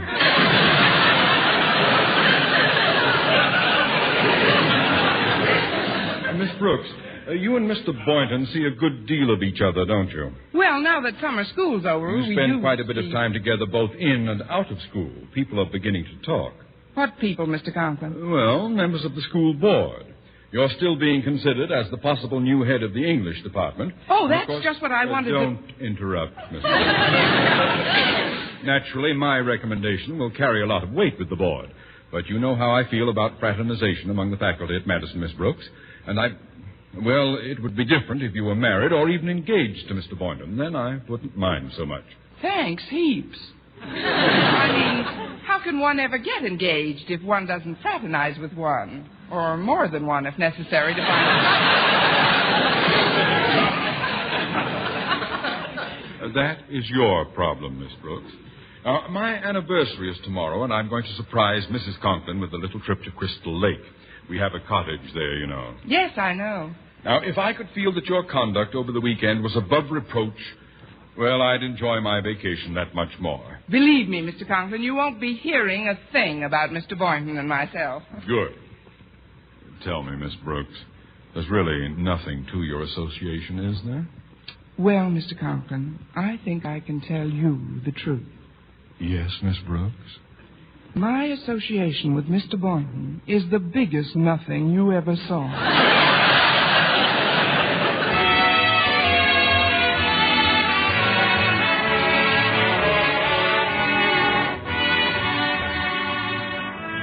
Well, Saturday morning found the Conklins on the porch of their cottage at Crystal Lake. Let's look in on them as Mr. Conklin sways gently to and fro in the porch hammock. This is the life, Martha. I'm certainly glad we surprised each other with this little trip. I knew you'd enjoy yourself here, Oscar. It'll be wonderful to get away from the school for a few days. Not that I don't enjoy working with my teachers. They're a grand group of people. Cooperative, capable. But it'll be such a relief not to have to look at their long faces for a while. Now, dear, you just drop off to sleep, and I'll wake you up in about an hour. Fine.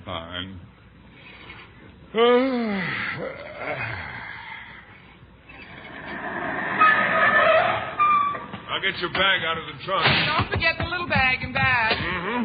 There we are. I guess it's right up these porch steps, huh? Anybody home? Yeah? What is it? Who in the world are you... Miss Brooks. Mr. Boynton. What are you doing here? That's what I like about Crystal Lake, the hospitality. Oh, it's you, Miss Brooks, and Mr. Boynton. I'm so glad you could come. Martha, did you have... Of course, dear. I asked Miss Brooks and Mr. Boynton to spend the weekend with us.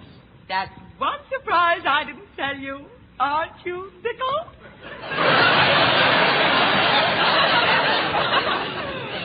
Yes.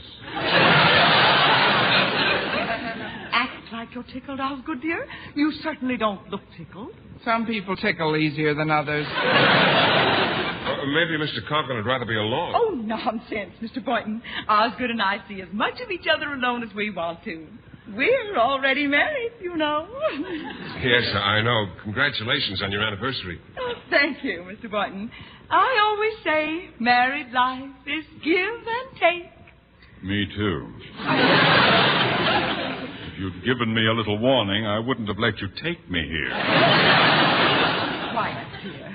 Now you two must be all hot and sticky from your drive up here. I hope you both have a bathing suit.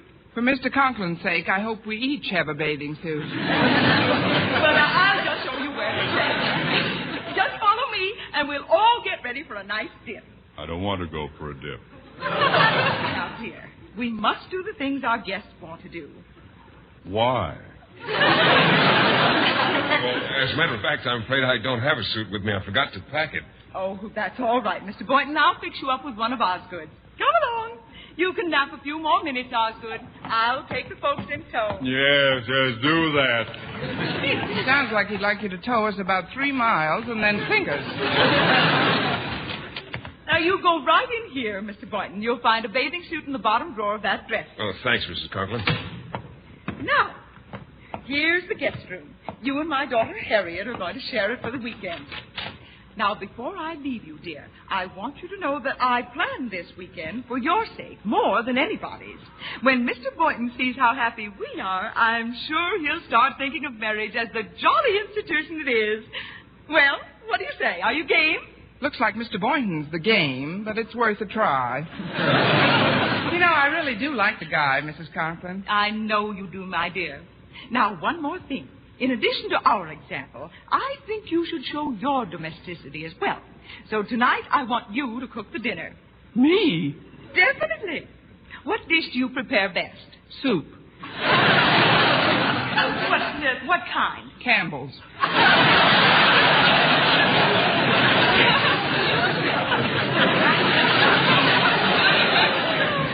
I think if you'd cook something yourself, it would make a much better impression on Mr. Boynton.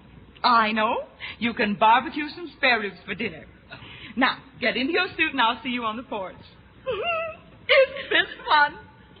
I just feel like it's a regular fox hunt. Tally-ho! Tally-ho to you, Mrs. Conklin. And I hope we don't all make a bunch of yoiks out of ourselves.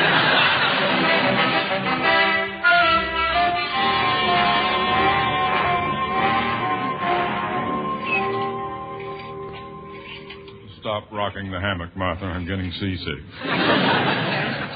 Now, remember, Osgood, we've got to make a good impression for Miss Brooks' sake. I don't like it, Martha. I never did believe in this matchmaking business. Besides, I thought we'd be here alone, at least part of the time. Confound it, all this mountain air going to waste. It won't go to waste, dear. There's always tonight. Yes. Come here, baby.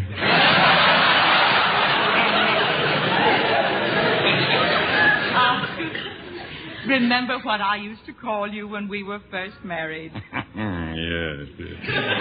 Call me it again, Martha. All right. Sugar cookie. Am I really your sugar cookie still? Well, your icing's a little whiter.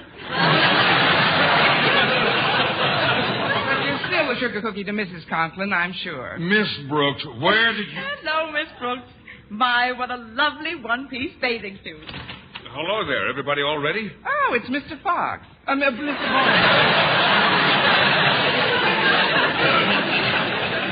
Why, Mr. Conklin's suit fits you perfectly, Mr. Boynton. Don't you think so, Miss Brooks? Yes, it's very nice. But aren't the sleeves a little wide at the wrist? That is one of my older ones, I believe. Well, that's quite a suit you have on, Miss Brooks. She made it herself, didn't you, dear? Yes, out of an old stocking and some pen wipers. It's certainly revealing. I never knew you had a beauty mark there, Miss Brooks. Where? Right below your elbow there. Mr. Boynton, you're staring. Isn't he a naughty Dickens? He's about as naughty as Charles Dickens. Let's go down to the lake, shall we, Mr. Boynton?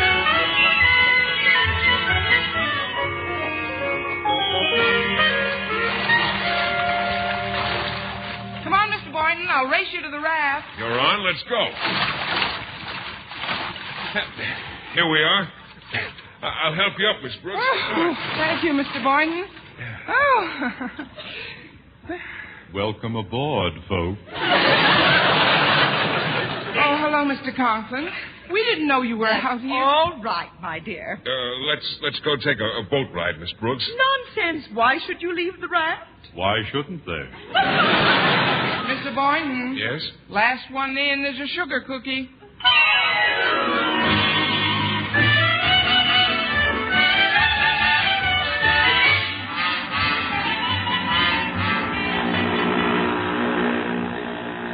Well, how do do you like driving a motorboat, Miss Brooks? Oh, it's a lot of fun, Mr. Boynton, but I'm glad nobody's fishing on this lake. This outboard motor's kind of noisy. Oh, I don't think it's so bad. Not so bad. If I was a fish and I heard this thing over my head, I'd go hide in a tree. I think you better turn around now. We're pretty far from the pier. All right. Say, that's funny. The steering wheel seems to be stuck. Oh? Here, let me give you a hand. Isn't that a rowboat in that little cove we're heading for? A rowboat? Yes, it is. I'd better cut the motor off. We're heading right for them. Oh. The ignition lever is stuck, too. Oh, you've got to do something, Mr. Boynton. We're getting pretty close to that rowboat. Look out! Get out of the way! Quick, Miss Brooks, lie on the bottom of the boat. I can't stop it. What happened? Did we hit them? No, thank heaven. We just missed them. It's all right now. I've got everything under control. Oh, well, the least we can do is go back and apologize for scaring them like this. Oh, you're right, Miss Brooks. Here, I'll turn around. We're terribly sorry, folks. Oh, that's all right, Miss Brooks. We didn't really want to catch any fish here. Mr. Conklin. Don't worry about the fish, Mr. Conklin. I'm going to barbecue us all some dinner. Are you really, Miss Brooks? What are you going to barbecue? Me.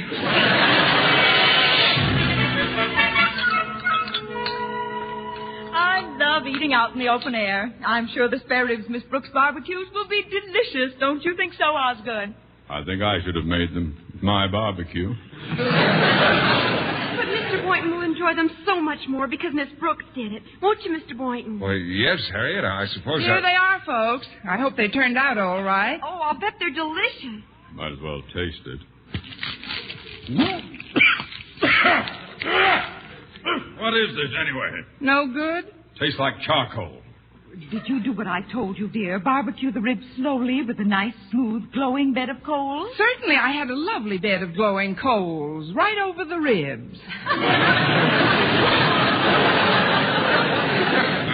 I don't think I'm very hungry. This mountain air sure fills you up. Maybe you ought to stop breathing a while. You don't want to make a pig of yourself. I'm going into the house and cook myself an egg. Oh, wait, dear. I'll fix you something. You can't cook any better than she can. Daddy, well, this is your anniversary dinner. Yes, dear. Let's be cheerful. Oh, how we danced on the night we were wed. Anniversary, my foot. I'm going inside. We danced and we danced, but she wouldn't drop dead.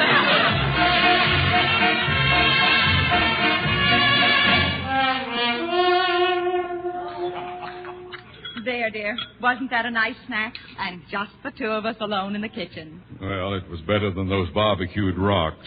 Martha, if that poor Mr. Boynton falls for Miss Brooks, Now, I think... dear, we agreed to forget all about it. Let's go out and sit in the hammock together.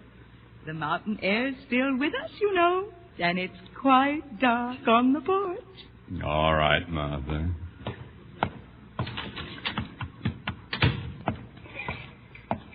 What's it? What's it? Who's that in the hammock? It's us, Daddy. Us? Harriet and me, Mr. Conklin. Happy anniversary.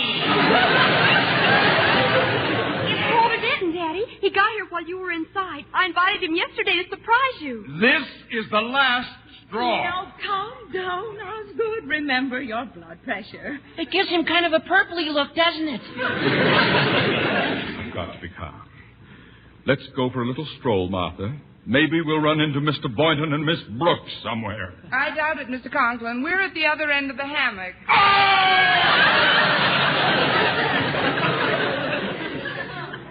I'll be all right. I'll be fine. Come, Martha. Let's go into our bedroom and go to sleep. Maybe when I wake up in the morning, this will all be a bad... Oh, we can't go into our bedroom together, Osgood. Now that Walter's here, Harriet and Miss Brooks and I will have to share our room. And you and Walter and Mr. Boynton will have to sleep in the guest room. What? Now this has gone far enough. I'm going to tell you people something. Before you do, Mr. Conklin, I'd like to ask you a question. What is it? How are my chances of being appointed head of the English department? You don't have to answer now. You can think it over and tell me right after I've blown my brains out.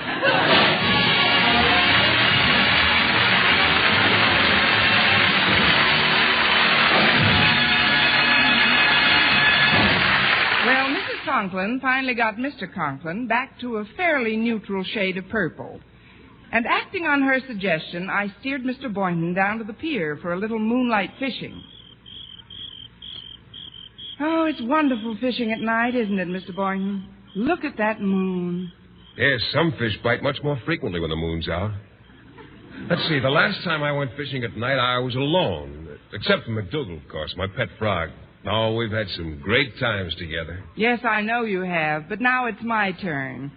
That is, if you don't mind, Mr. Boynton. Mind? Come here, baby. Why, Mr. Boynton. Look at the size of this baby I just landed. This trout must be about 4 pounds. Oh, gosh, Miss Brooks, this is my third fish. You haven't caught a thing tonight, have you? You ain't just beating your gills, frog boy. Next week, tune into another Our Miss Brooks show brought to you by Carmel Soap, your beauty hope, and Luster Cream Shampoo for soft, glamorous, caressable hair. Our Miss Brooks, starring Arden, is produced by Larry, written and directed with music by Mr. Boynton is played by Jeff Conklin by Gail Gordon. Others in the cast were Jane Morgan, Dick Macmillan, and Vivi Janis. For mystery, live wrinkled with laughs, listen to Mr. and Mrs. North Tuesday evening over most of these same stations. Be with us again next week at the same time for another comedy episode of Our Miss Brooks. Bob Lamont speaking. This is CBS, the Columbia Broadcasting System. WEAF, New York, 8:30 p.m., BULOVA, Boulevard Watch Time. See the 17-jewel Priscilla.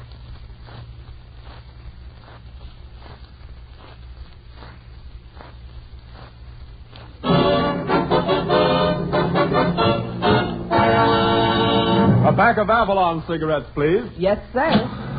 Just a moment, sir. Don't forget your change. You'd never guess, but Avalon's cost you less. So why not roll with Avalon, with Avalon?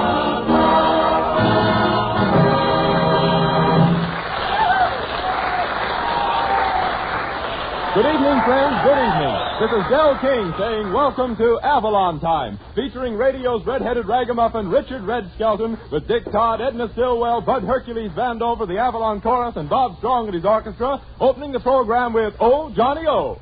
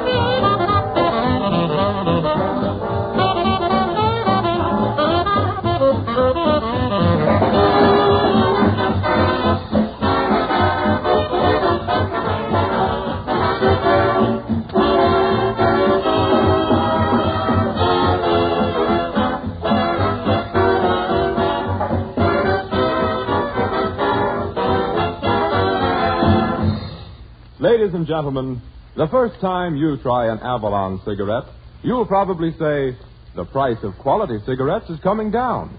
Yes, friends, just one trial is all that's necessary to tell you union-made Avalons are unsurpassed in quality. In fact, you couldn't get finer quality tobaccos in any other cigarette, regardless of price, regardless of brand. That's why you'd never guess Avalons cost you less, 3 to 5 cents less per pack than other popular price brands. Remember that price, won't you? 3 to 5 cents less than other popular price brands. a real saving. Truly, friends, any cigarette that offers you so much certainly deserves a trial. Why not get a pack of Avalons tonight? And now, ladies and gentlemen, we bring you that all-year-round Santa Claus, the man who always has long white whiskers on his jokes, Red Skelton.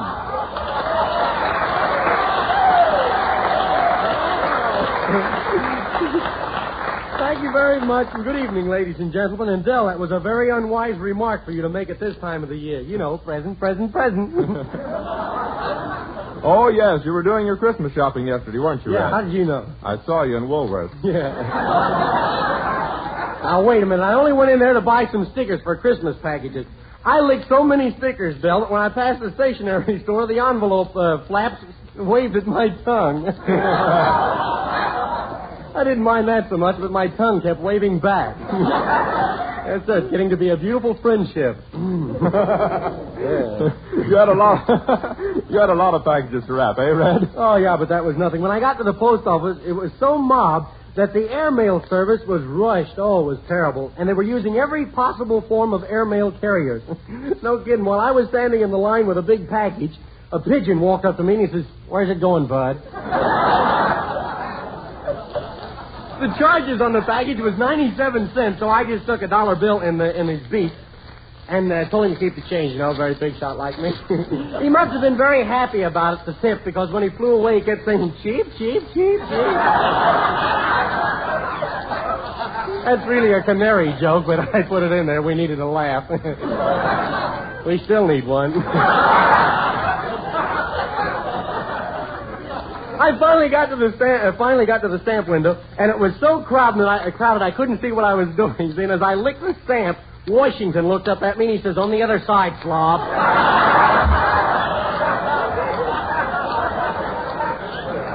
No kidding. By this time, I was so knocked out that I went to sleep right by the window with my mouth open. And a nearsighted old lady came up and stuck a 50-cent stamp on my tongue, and I woke up the next morning in Detroit. Hiya, Skelton. Oh, Dick Todd, ladies and gentlemen, our singing star. Say, have you got a little Christmas carol for tonight, Dick? Well, not exactly. I'm singing I Thought About You. Oh, that's very nice. I'm crazy about carols. Eddie Lamar's ain't bad either. Sing, Dick.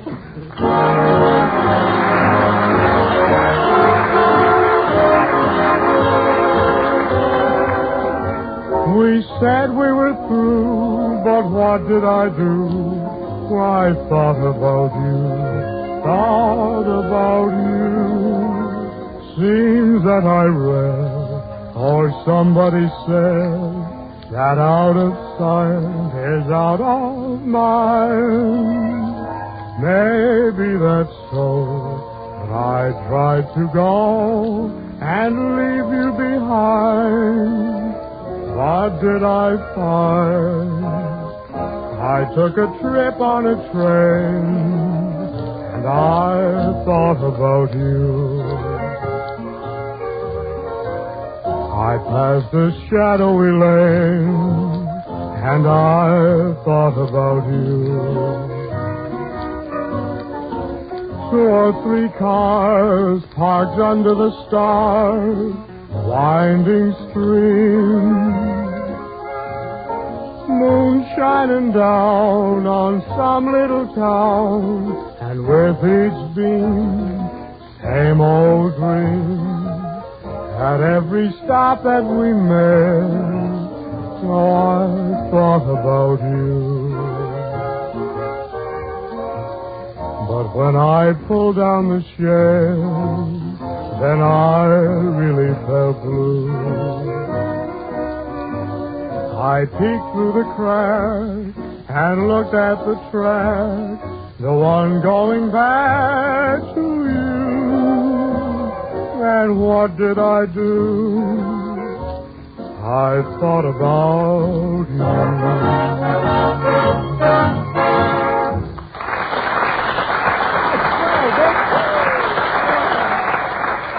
Ah, that was very nice, Dick. And to show you just how much I really enjoyed it, I'm going to give you your Christmas present right now. Here it is, Dick. Oh, Red, you shouldn't have done it. Oh, go on. Open the box. Take a look at it. Go ahead. Let's see. Oh, it's lovely. Yeah? Gosh, I've always wanted a pincushion. But not that much. Well, that's my little gift to you, Dick. Say, you got anything you want to say to me, Dick? Yeah, thanks. Gosh, I didn't get you anything, Brad. No? I feel like a heel. Oh, don't be silly, gee. I didn't expect anything from you, Dick. Gosh, you don't have to feel like a heel. You heel. Well, I may as well give the rest of Cash their presents while they got time to go out and do a little shopping. Oh, isn't it?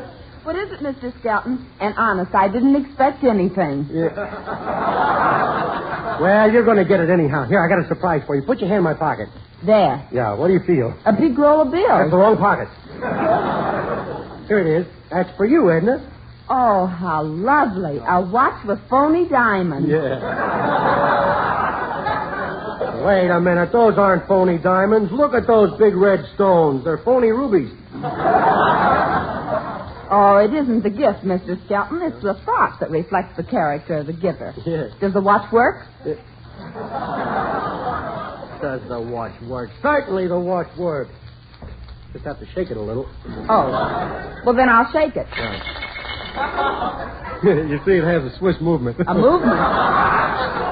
Sounds like a retreat. Yeah. Well, before I forget it, Edna, here's a little present I got for your mother. What, another can opener? Yeah.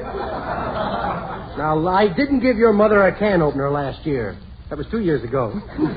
Last year, I gave her a very lovely present, and those were genuine ermine garters. Genuine ermine.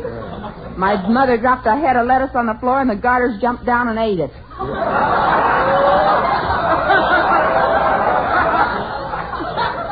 Those were rabbit garters. They were not rabbit garters. Well, then how come my mother has 6 pairs now?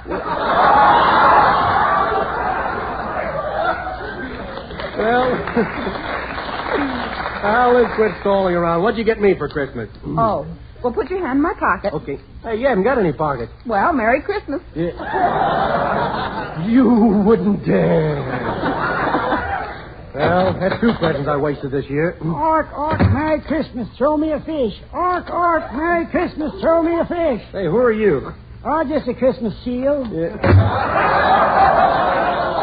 Hey, wait a minute. Come back here. Hey, I know who you are. Ladies and gentlemen, I have a surprise for you. A new member of Avalon Time, and he's going to be on the show every week. And here he is, that slap-happy grandpappy, Cliff Arquette.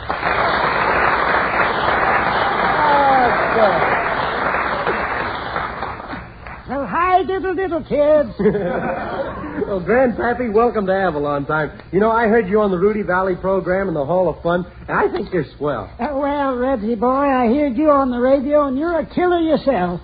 Well, thanks, Grandpappy. Gee, but I think you're much funnier than I am. No, Reggie boy. You get more laughs than I ever dreamed of. Shall I turn out the lights so you two can be alone? Well, Reggie, I just dropped in to give you this little Christmas present. From me? Yeah, it's a sweater. Oh, gee. Don't tell anybody, but I crocheted it myself. Gee, Grandpappy, that's, well, a beautiful traffic cop sweater. A pullover.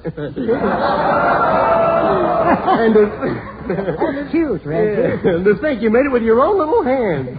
Say, wait a minute. What are those 2 big bumps on the front of it? Well, those are the baggy knees. It started out to be long underwear. Pretty funny, ain't it? Yeah, it ain't so funny now. Well, I got to run along now. Hi, diddle, Reggie boy. So long, Grandpappy. See you next week now. Oh, gee, Grandpappy Arquette. And now, ladies and gentlemen, Bob Strong and his orchestra will play Jimmy Fiddler's theme song, Jingle Bell.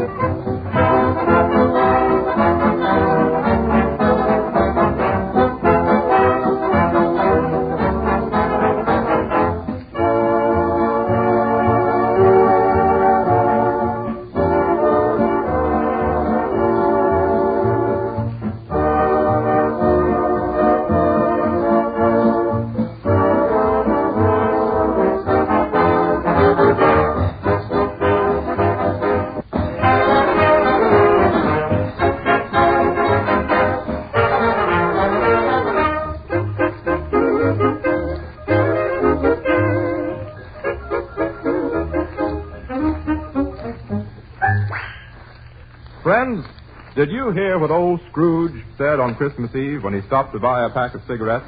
Well, the store clerk greeted him with, Merry Christmas, sir. Merry Christmas, Santa Claus. Bah, humbug. Just give me a pack of cigarettes.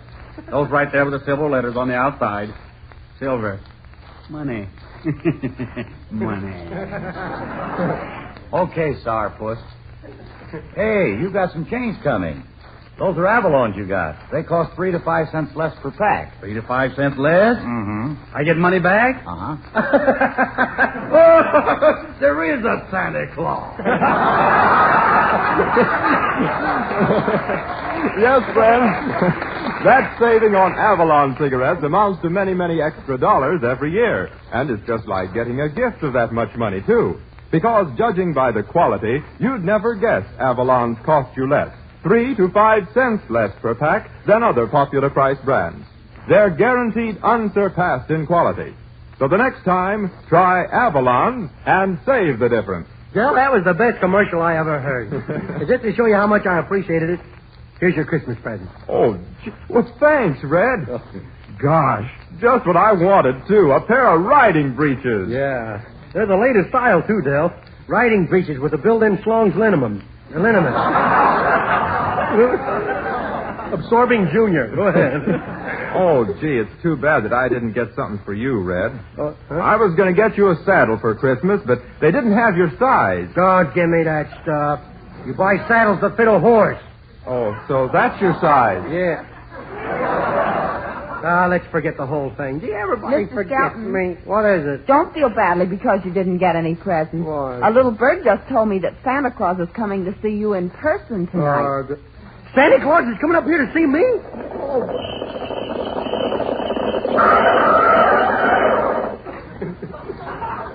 If that's Santa Claus, he better have his reindeer's valves ground.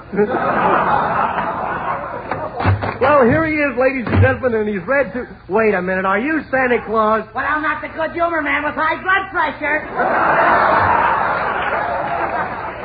Hercules, you're supposed to be Santa Claus. Where's your whiskers? Whiskers? Oh, my goodness. I thought that breakfast food tasted flat this morning.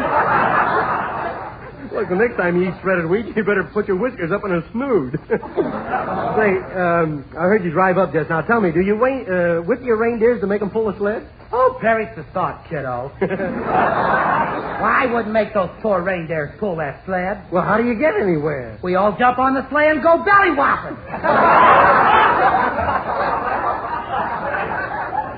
See, that must be fun, Hunky. Fun? Say, Mr. Kelton, did you ever have a reindeer jump on your back horn first? Well, must be kind of nice playing Santa Claus, Herky, except for going down those dirty chimneys. Oh, it suits me.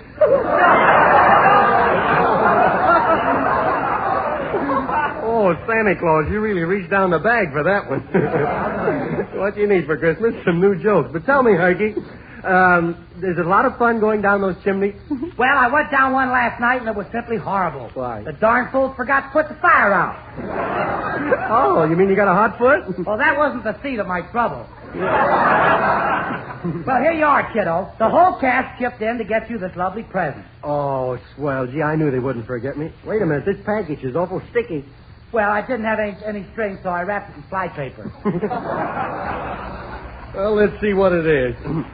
Oh, what a beautiful gift. Like it, huh? An egg beater. Gee, now I can have an omelet every Thursday morning. Yeah, with the eggs you lay every Wednesday night.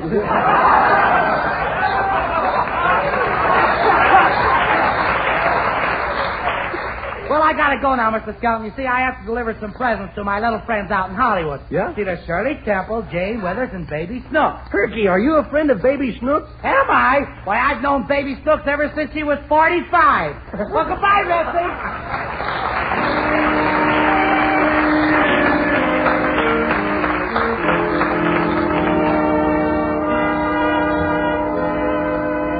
There's a little old church that's covered with moss where I held your hand tenderly. I often go there to gaze at the cross and dream that you'll come back to me. How I'd love to hear the organ in the chapel in the moonlight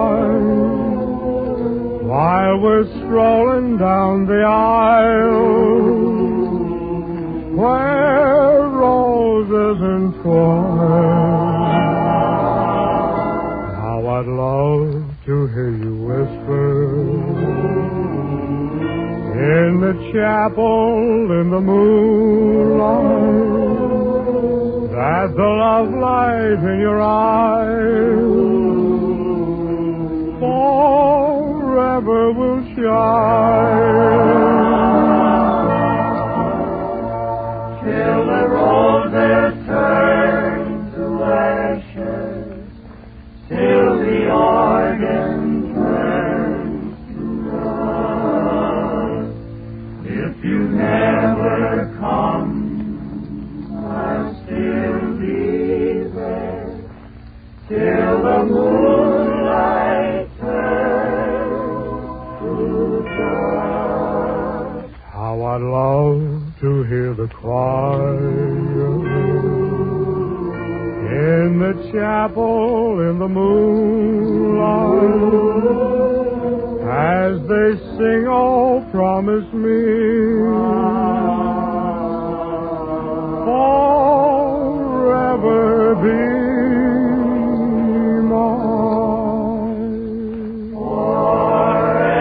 Forever be.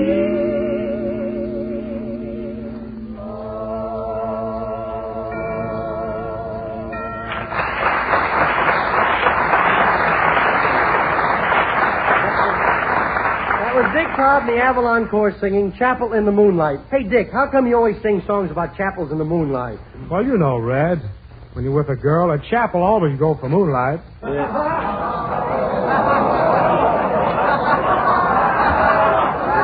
That's very funny. Now, allow me to give you another Christmas present, Dick. Here. Oh, why, Red, you dropped it. Yeah, leave it lay, Dick. It's your option. And now we come to our slice of life. You set the scene, Del. Okay, Red. As you know, ladies and gentlemen, women are more and more taking the places of men in business.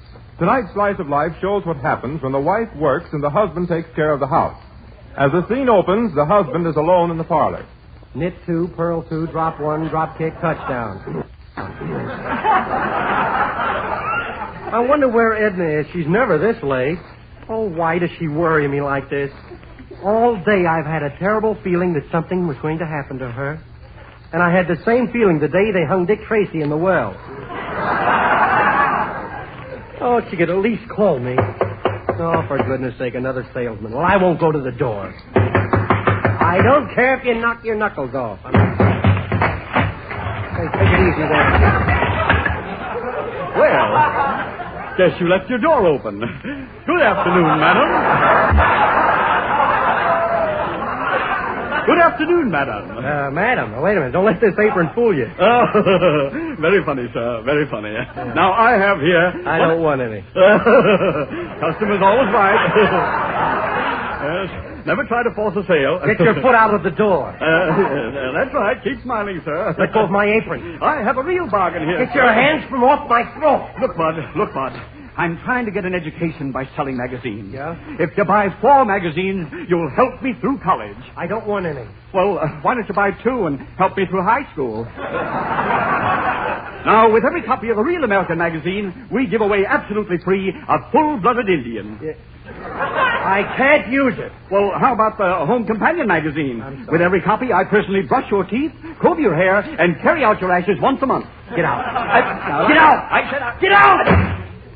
Darn house-to-house salesman. Give him an inch, and he'll take a foot and shove it through the door. And slamming my door that way. I better look in the oven. If he made my cake drop, I'll scream. Hello, dear. Well, it's about time you got here. Where have you been? Well, I had to work late at the office. You get every night the same thing. Now, don't get excited, dear. And how about dinner? That's all you ever think about. I'm tired cooking for you. It's no fun opening 30 or 40 cans every day. I'm getting apple its rest. Why don't you let me why don't you do the housework and let me go out and get a job? Oh, now, dear, a man's place is in the home. Oh. Now, how about something to eat? Dinner is burned. What happened? There was a fire at the delicatessen. Well, fix anything, dear. I've had a hard day today. You had a hard day. How about me? You know what I go through with these neighbors? That Mr. Jones next door, he's such a cat. We were both hanging our laundry in the yard this morning, and he looked over at mine, and he says, tattletale gray. Oh, I hate him. Oh, stop whining. Get dressed and we'll go out to dinner. Get dressed? You know I haven't a thing to wear. What's the matter with your gray suit? Well, that's the only rag I've got to my back. Don't I deserve more? I slave for you. Wash dishes.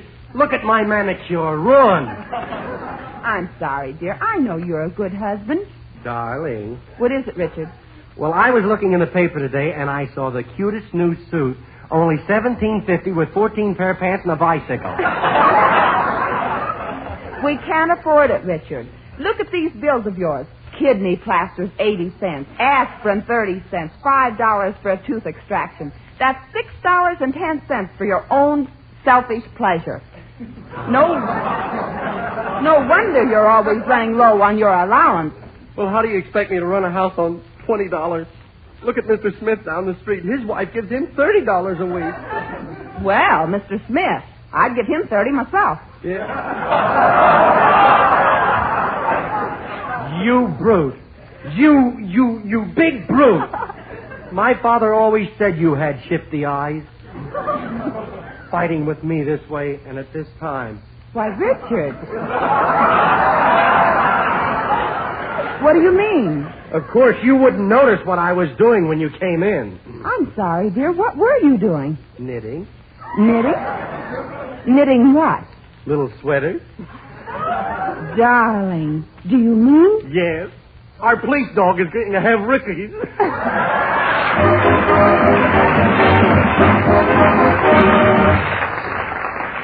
Ladies and gentlemen, if you live in a city or state which has recently imposed additional taxes on cigarettes, here's a way to get your cigarettes for pre-tax prices. Switch to Avalon cigarettes. You see, Avalon's regular price is 3 to 5 cents less per pack than other popular price brands. And that saving brings your cigarette cost down to the old lower price, the pre-tax price. Yes, friends, no matter where you live, union-made Avalon save you money and at the same time guarantees you unsurpassed quality. Avalons are truly an unusual cigarette and certainly worth a trial. Get a pack tonight.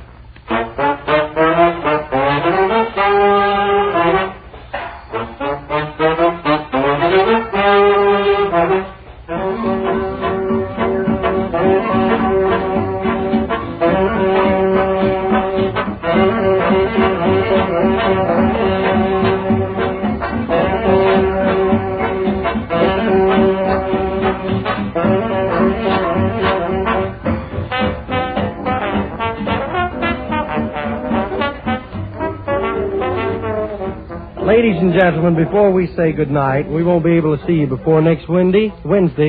And on behalf of our sponsor, the cast, and myself, we want to wish you a Merry Christmas. And I hope Santa Claus leaves in all your stockings the things that you've been hitting for all week. So until next week, we say Merry Christmas and goodbye now.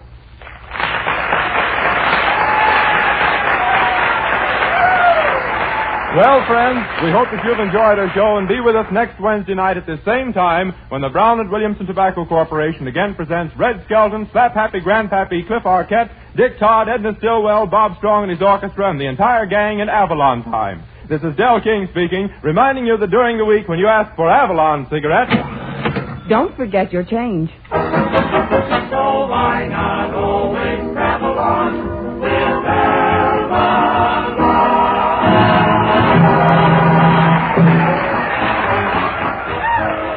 Yes, you'd never guess, but Avalon's cost only 10 cents plus city or state tax.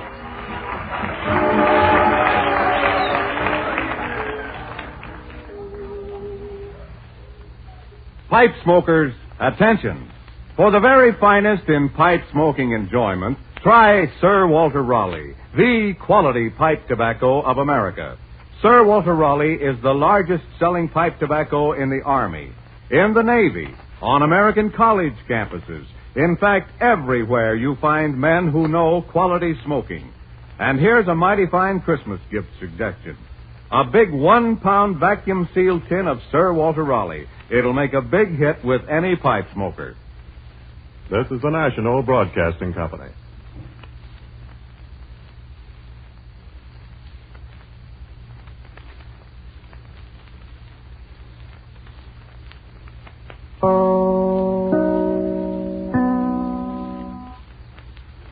WEAF, New York.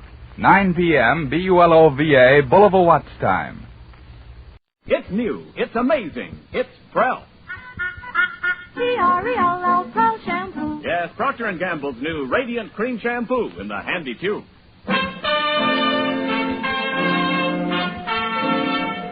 Prel brings you The Life of Riley.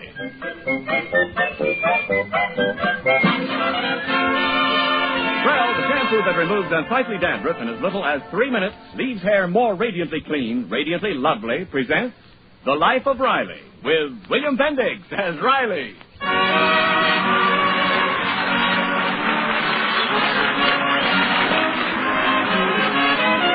Jester A. Riley has been happily married now for 18 long years. And yet, on one night of each week, Riley tears off the bonds of matrimony and becomes a gay, romantic Lothario, the darling of beautiful women. On that magic night, Riley might be a boyish Van Johnson, a suave, sophisticated Walter Pigeon, or a dashing Errol Flynn. It all depends on the particular motion picture Riley and Peg happen to see on their weekly visit to the movies. Tonight, our hero emerged from the Bijou Theater transformed, if only in his own mind, into James Mason. At the moment, Peg Riley and James Mason are sipping their usual after-theater soda. Riley, are you through with that soda yet? Quite. Then pay the check and let's go home. Right. Oh, I wish we had a car instead of walking. These shoes are killing me. Tight. What are you mumbling about? Don't try to talk with your mouth full. There's nothing in my mouth, Peg. Don't you get it? Get what? That movie tonight. Well, what about it? Well, look at me. Notice the bushy eyebrows, the hair hanging over my forehead? Look at the shape of my ears and my shining white teeth. What movie star do I remind you of? Lassie.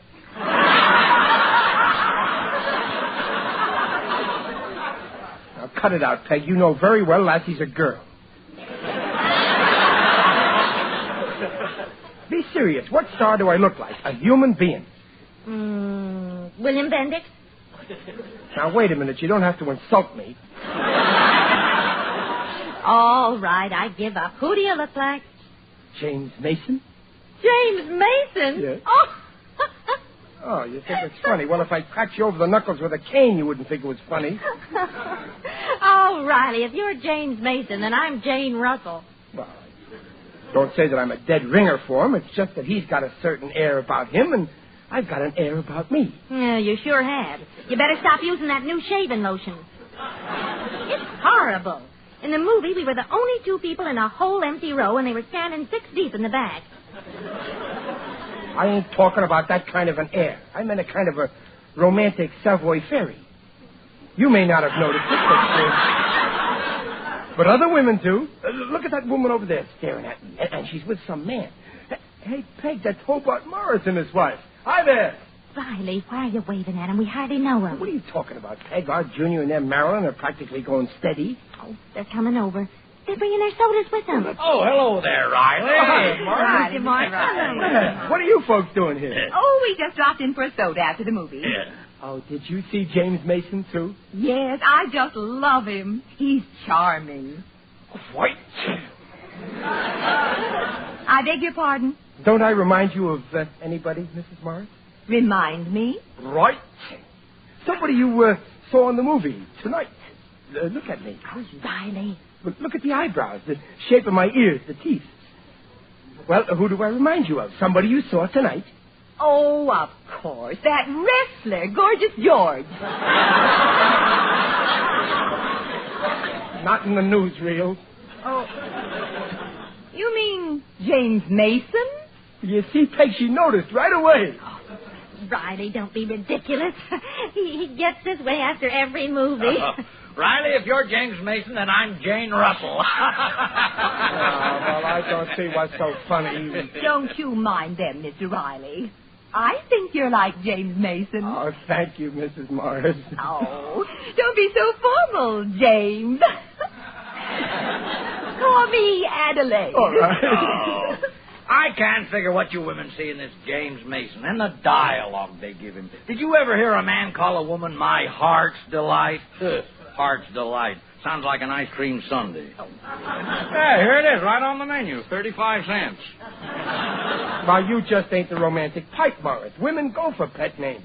You know what I used to call Peg before we were married? When we were in love? Oh, Riley, for heaven's sake. Oh, I ain't ashamed. I had a special name for her. Peachy Pie. Well, what do you know? That's on the menu, too. 25 cents. Well, I think it's very charming.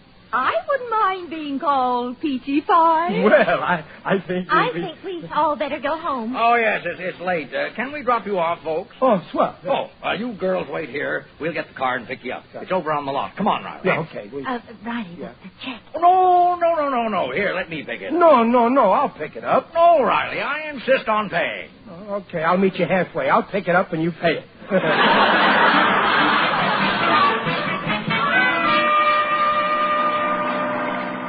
Hey, it's a nice little car you have here, Morris. Yeah, she runs fine. I've had her a long time, but she's stood up pretty well. Yeah, she runs swell. Yeah, but I'm getting a new Nash any day now. Yeah, well, I've been thinking about buying a used car, but you know those used car dealers. True. In business, it's always better to know the man you're dealing with. You deal with a stranger, and you might possibly run into a crook. Yeah. Now, if I could buy from a crook that I knew, would you like to sell this car? Well, I might. You see, my wife wants two cars, and when I get the new one, I might talk her out of it. Yes, I'll give you a call. Oh, it's well. Say yes, Morris. Don't say anything to my wife. If I buy this, I want to surprise her. Oh, not a word. Oh, good. Well, hop in, lady. You sit in the front, Mrs. Riley. It's warmer. Oh, no, Go ahead. I'll sit in the back here with James Mason. Right. Patio, toodaloo, pip, pip, and top ho.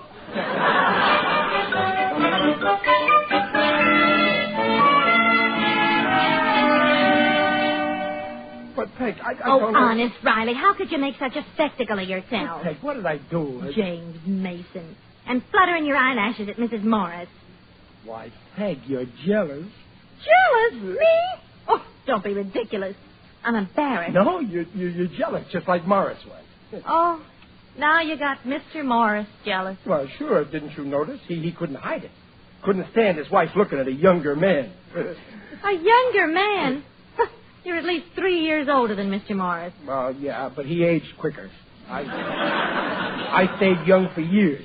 Happens all the time. What you call a case of arrested development. You see, physically I'm older, but mentally... Mentally, you're still in diapers. Now, Peg, let's not fight, eh? I'm not fighting, and I'm just annoyed. Naturally, but is it my fault I'm so attractive to women? Well, of all the conceit... But don't you worry, honey. I've only got eyes for you, so cheer up. You're stuck with me for life. Fine way to cheer me up. Oh, come on. Give me a kiss, Peachy Pie. Oh, I give up. Atta girl. Remember, though, next time you come out of the movies, be yourself. Okay, I promise. How about that kiss? Oh, all right. Well, Peg, how does it feel to be kissed by James Mason?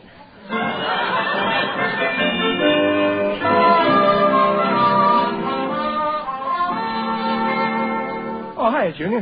Hello, Pop. What's the matter? You having trouble with your homework? I'm not doing homework. I got to write a letter to Marilyn Morris. Oh, romance. No, I don't want to write this mush, but there's this other fella after Marilyn, too, and he writes her these mushy notes, so she makes me do it, too. Gee, Pop, what goes on in a woman's mind anyway? Well, don't worry, son. You're young yet. You'll find out about women when you get married. I will? Yeah, sure. Of course, by then it'll be too late. I can't write this dopey letter. What about this other kid? He can have Marilyn. Junior. Junior, I'm surprised at you. What are you, a quitter? I never acted like that. When me and Sidney Monahan were both after your mother, where would I be today if I'd have said, oh, let him have her? As far as that goes, where would you be? Now, sit down and write that letter. I don't know what to say. I'll help you. I'm an expert on this kind of thing. What's this other kid like? Oh, he's a real jupe. He's got a lot of dough. He's older than me and thinks he can... Got the angles. Start writing. Okay. Dear Marilyn... No. Start off like this. Dearest Peachy Pie. Oh, no, Pop. Why, what's wrong? Well, a girl had to be a moron to fall for a line like that. Junior! How dare you? You're talking about the woman I love. All right. Huh? Well, go on, write. Believe me, Junior, this is the way to start a love letter. Oh, okay. Dearest Peachy Pie. I'll say, from the first moment I laid eyes on you, I knowed you was meant for me. Oh, Pop, the grammar's all wrong. Where? Oh, yeah, of course. Correct it like this. From the first moment I laid eyes on you, I knowed you was meant for me. Oh, no, Pop. Well, okay, you fix up the grammar any way you want. Now say, I cannot offer you money like others, but money isn't everything. Marilyn will go for that. Oh, sure she will. She's too young to know any better. Now, finish it up and say, I can only offer you a loving heart. Make me the happiest boy in the world. Yours truly, your love slave. You got that? Oh, yeah, but... Fine, I'll take it over to Marilyn Morris's house and slip it under her door. Well, can I mail it? No, you don't send this kind of a letter through the mail. You deliver it in person. It's more romantic that way. Oh, no, Pop, I can't. Listen, Junior, if you want to get anywhere with women, you mustn't be shy. Now, when I made up my mind to marry your mother, was I shy? No.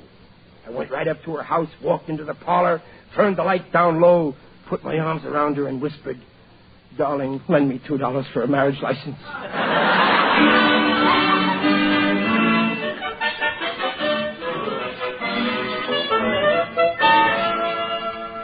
There's Marilyn's house. Yeah, well, go on, ring the bell. Oh, Pop, I can't, honest. All right, then I'll ring. I never saw such a kid. You got to learn not to be so scared of... Oh, here's somebody coming. Oh, Pop, I'm going. Here, you give her the letter. Junior, come back here. Junior! Yes? Oh, hello, Mr. Riley. Oh, hello, Mrs. Morris. I just came over to deliver this here letter. A letter? Yeah. To my own Peachy Pie. Peachy Pie? Mr. Riley, what's the meaning of this? Well, you think that you... No, you see, this here letter is Who's at for... the door, Adelaide? Hello, Riley. Hello, what brings you here? Well, what's this letter? To Peachy Pie? Riley! Well, I was... Junior, wait for me! Riley, come back here! He must be out of his mind writing me a letter like this. Dearest Peachy Pie, from the first moment I laid eyes on you, I knew you were meant for me. Oh. Just a minute, Marilyn. I cannot offer Mother, you... what on earth are you doing with my mail? It's your mail? Yes, that's Junior's handwriting. Now, please give it to me. Here, dear, you're welcome to it. Everybody's always opening my mail. That's a relief. For one dreadful minute there, I thought he...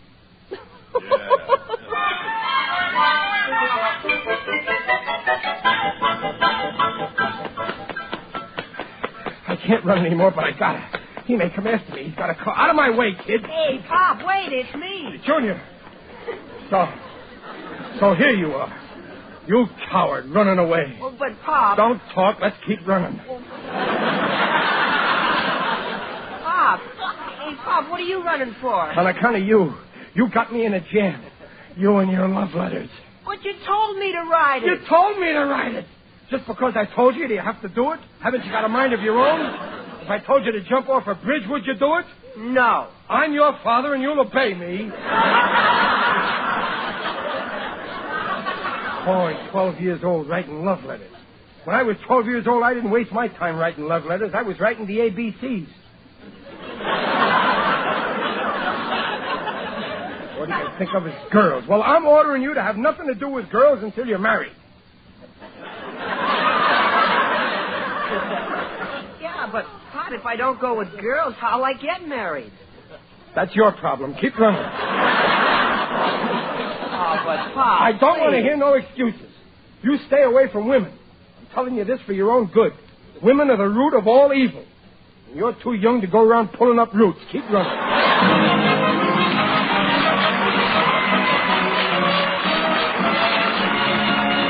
Well, we'll bring you the second act of The Life of Riley in a moment. There's radiance for you in your first Prel shampoo. Yes, there's radiance for you in your first Prel shampoo. Procter & Gamble's Radiant Cream Shampoo in the handy tube. The very first time you use Prel, you'll thrill to the glamorous radiance of your hair. Because Prel leaves hair more radiant than any soap, shampoo, cream, or liquid. It can't leave a dulling soap film. Prel uncovers all the true brilliance of your hair. Brings out those beautiful natural highlights. Prel washed hair curls better, too. It's easier to set and manage. There's no worry of embarrassing dandruff, either, because Prel removes such dandruff in as little as 3 minutes. Leaves hair and scalp clean, delightfully fragrant. Try Prel, your very next shampoo, and see the difference for yourself. Ask for it at your favorite shampoo counter. Ask for Prel, the Radiant Cream Shampoo.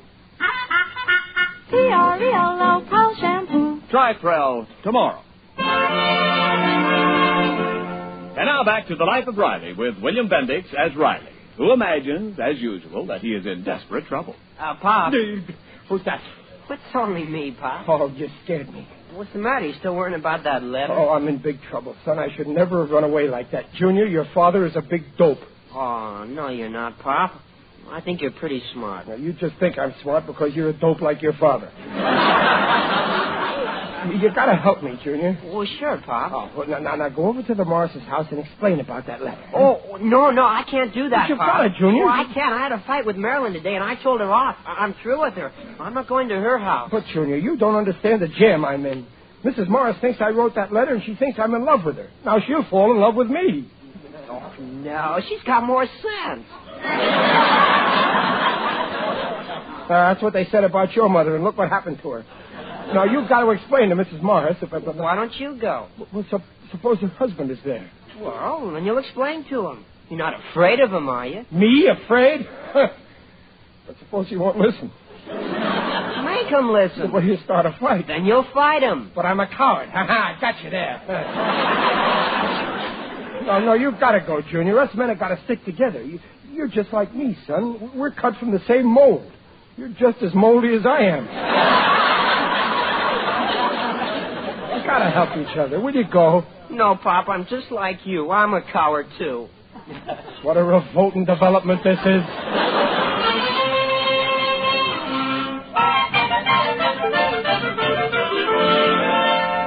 Well, go on, Riley. Then what happened? But I ran away, Gillis. You ran? Yeah. Don't.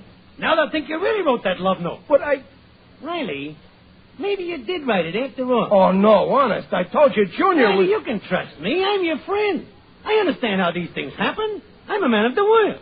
A man sees a woman... Gillis, you gotta believe me. I'm loyal to my wife. As far as other women are concerned, I'm just like you. Now I know you're guilty. Gillis, I swear to you... All the swearing in the world ain't gonna help you when Morris comes after you. Morris? With a gun. No, he wouldn't do that. Oh, no? What would you do if some low sneak wrote love letters to your wife, tried to steal her away from you, break up your home? What would you do? I'd kill the rat with my bare hands, and he'd deserve it. Any guy who'd... Wait a minute, no fair, I'm the rat. Yeah, and Morris knows it. He comes after you with the gun. It's against the law. Not the unwritten law. He aims the gun at you. You jump him. There's a struggle. A shot rings out. I'm killed. My troubles are over. No, Morris is killed. Oh. Your troubles are just beginning. There you are in your living room with a body. You gotta hide it. In the closet. No. My garage. If they find it, they'll suspect you. Your garage. That's good. Now I'm safe. You think so? Some rat squeals to the cops. Who? Me. I don't want no bodies cluttering up my garage. The homicide squad comes. Yeah! They take you to headquarters. They grill you till you confess. I won't confess. They make you confess. I won't. They shine a light in your eyes. You're sweating. It's hot. They don't give you nothing to drink. You're dying of thirst. Now will you confess? Water. Confess. No. You done it. No. You loved her, so you killed her. No. You shot him. All right, I shot him. I done it. Turn the light off. I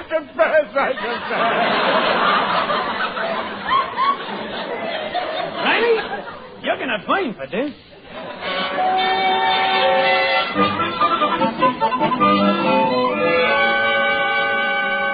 Oh, Adelaide. What is it, Hobart? Have you decided about the car? Oh, yes, dear. We don't really need 2 cars, so I think you ought to sell the old one. Only what? must we sell it to Riley? There are enough maniacs driving around the streets of Los Angeles as it is. Oh, Riley's not so bad. I promised I'd give him first crack at it. I'll give him a call right now. How much are you going to ask? Well, she's old, but she's in pretty good shape. I figure we ought to get a couple of $100 for her. Hello. Oh, hello, Mrs. Riley. Say, is Riley there? Oh.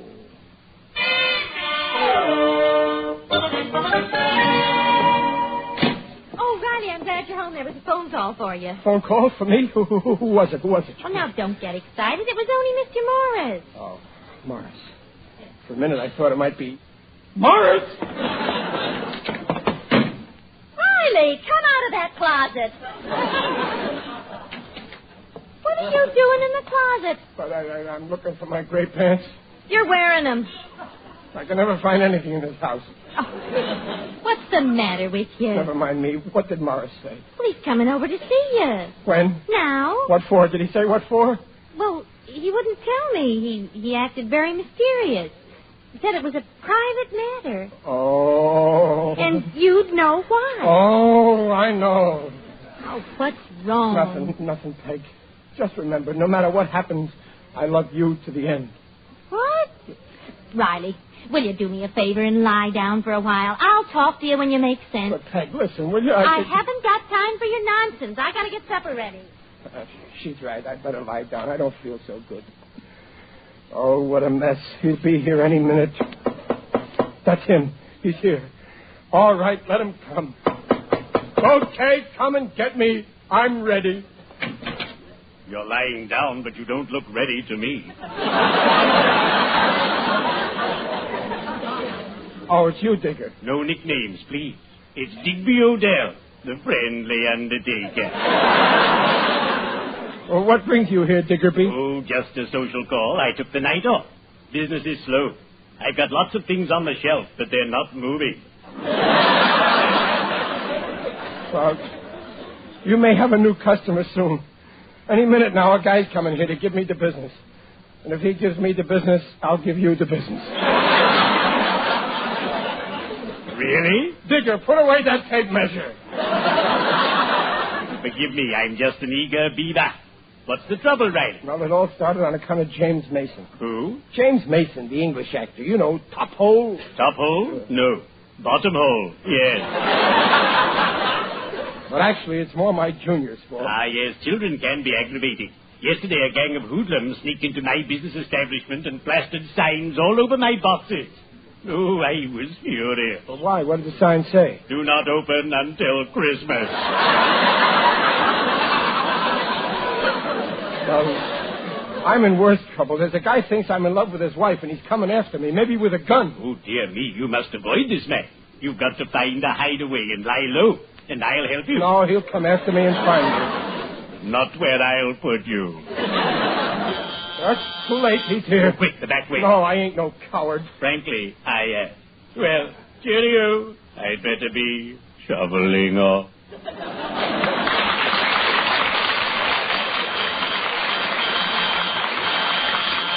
All right, I'm coming. Hello, Riley. I phoned Morris, before. I know why you're here, but let's talk it over first. Let's be reasonable. Of course, I'm not going to hold a gun on you. Well, that's a relief. Yes, I talked the whole thing over with my wife. You did? And you can have her.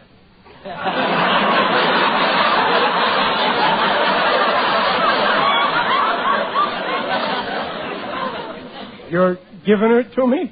Well, for $300. $300? Well, I don't think that's asking too much. I've had her a long time, but I took good care of her. Of course, anything that's been in the family that long takes a beating. And especially with 4 kids. But all she really needs is a good paint job. Why, the body's in good shape. You've seen it.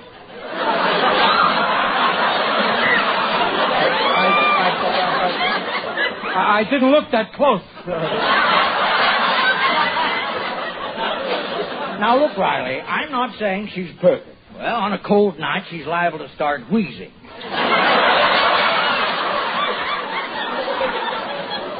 So I just choke her a little, and she stops. You fiend! You monster! Oh, wait a minute, Riley. I don't like your attitude. I'm not trying to palm off a total wreck on you. You can get plenty of use out of her. You beast! Peg, come here, quick! Are you out of your mind, Riley? What's the matter, Riley? Take a good look at this fiend. You know what he's trying to do? He's trying to sell me his wife. Under the table yet. What? Why, he's mad. He's absolutely mad. Don't try to deny it, Morris. I heard you. I was playing along with you to see how far you'd go. Riley, you big idiot. You ain't human, Morris. I would never try to get rid of my Peg, even if she could use a new paint job. Why, for Pete's sake, Riley, will you... When she starts wheezing on a cold night, I don't choke her. I give her a nose drop. Will you shut up a minute and listen to me? I came here to sell you my car. My car! Your car? You mean the note? Peachy Pie? James Mason? Your wife? The old wreck? Choke? Why, the whole thing is as clear as day. Peg, Mrs. Morris don't want me. I'm still all yours. What a revolting development this is. The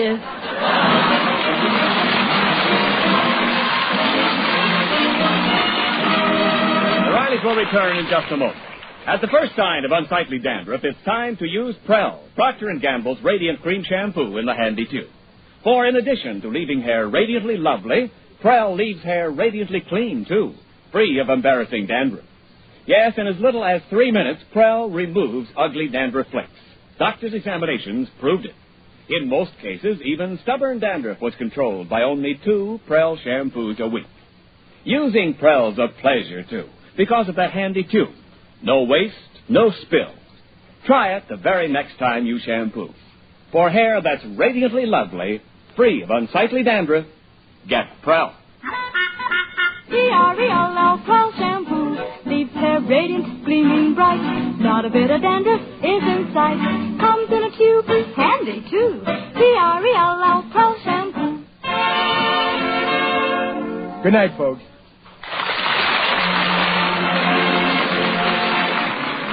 Procter & Gamble invites you to join us again next week to hear The Life of Riley with William Bendix as Riley.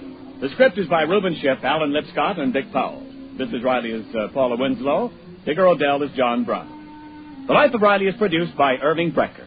And remember, for more radiant hair, free of unsightly dandruff, get the shampoo in the tube. P-R-E-L-L. Prell Shampoo.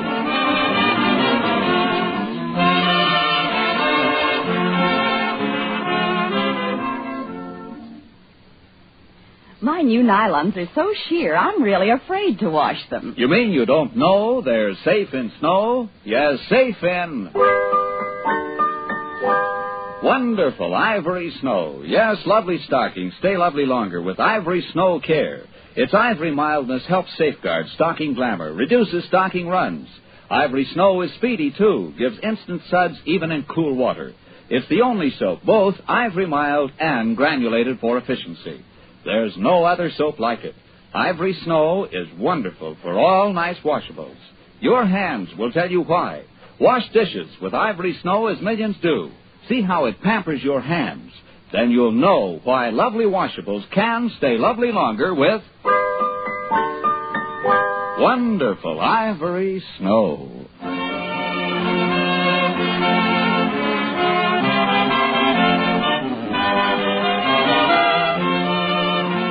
And this is Ken Niles reminding you to listen again next Friday when Procter & Gamble brings you a full hour of entertainment. First, Red Skelton, and then The Life of Riley.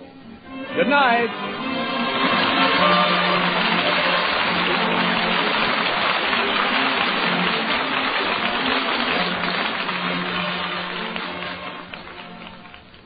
This is NBC, the National Broadcasting Company.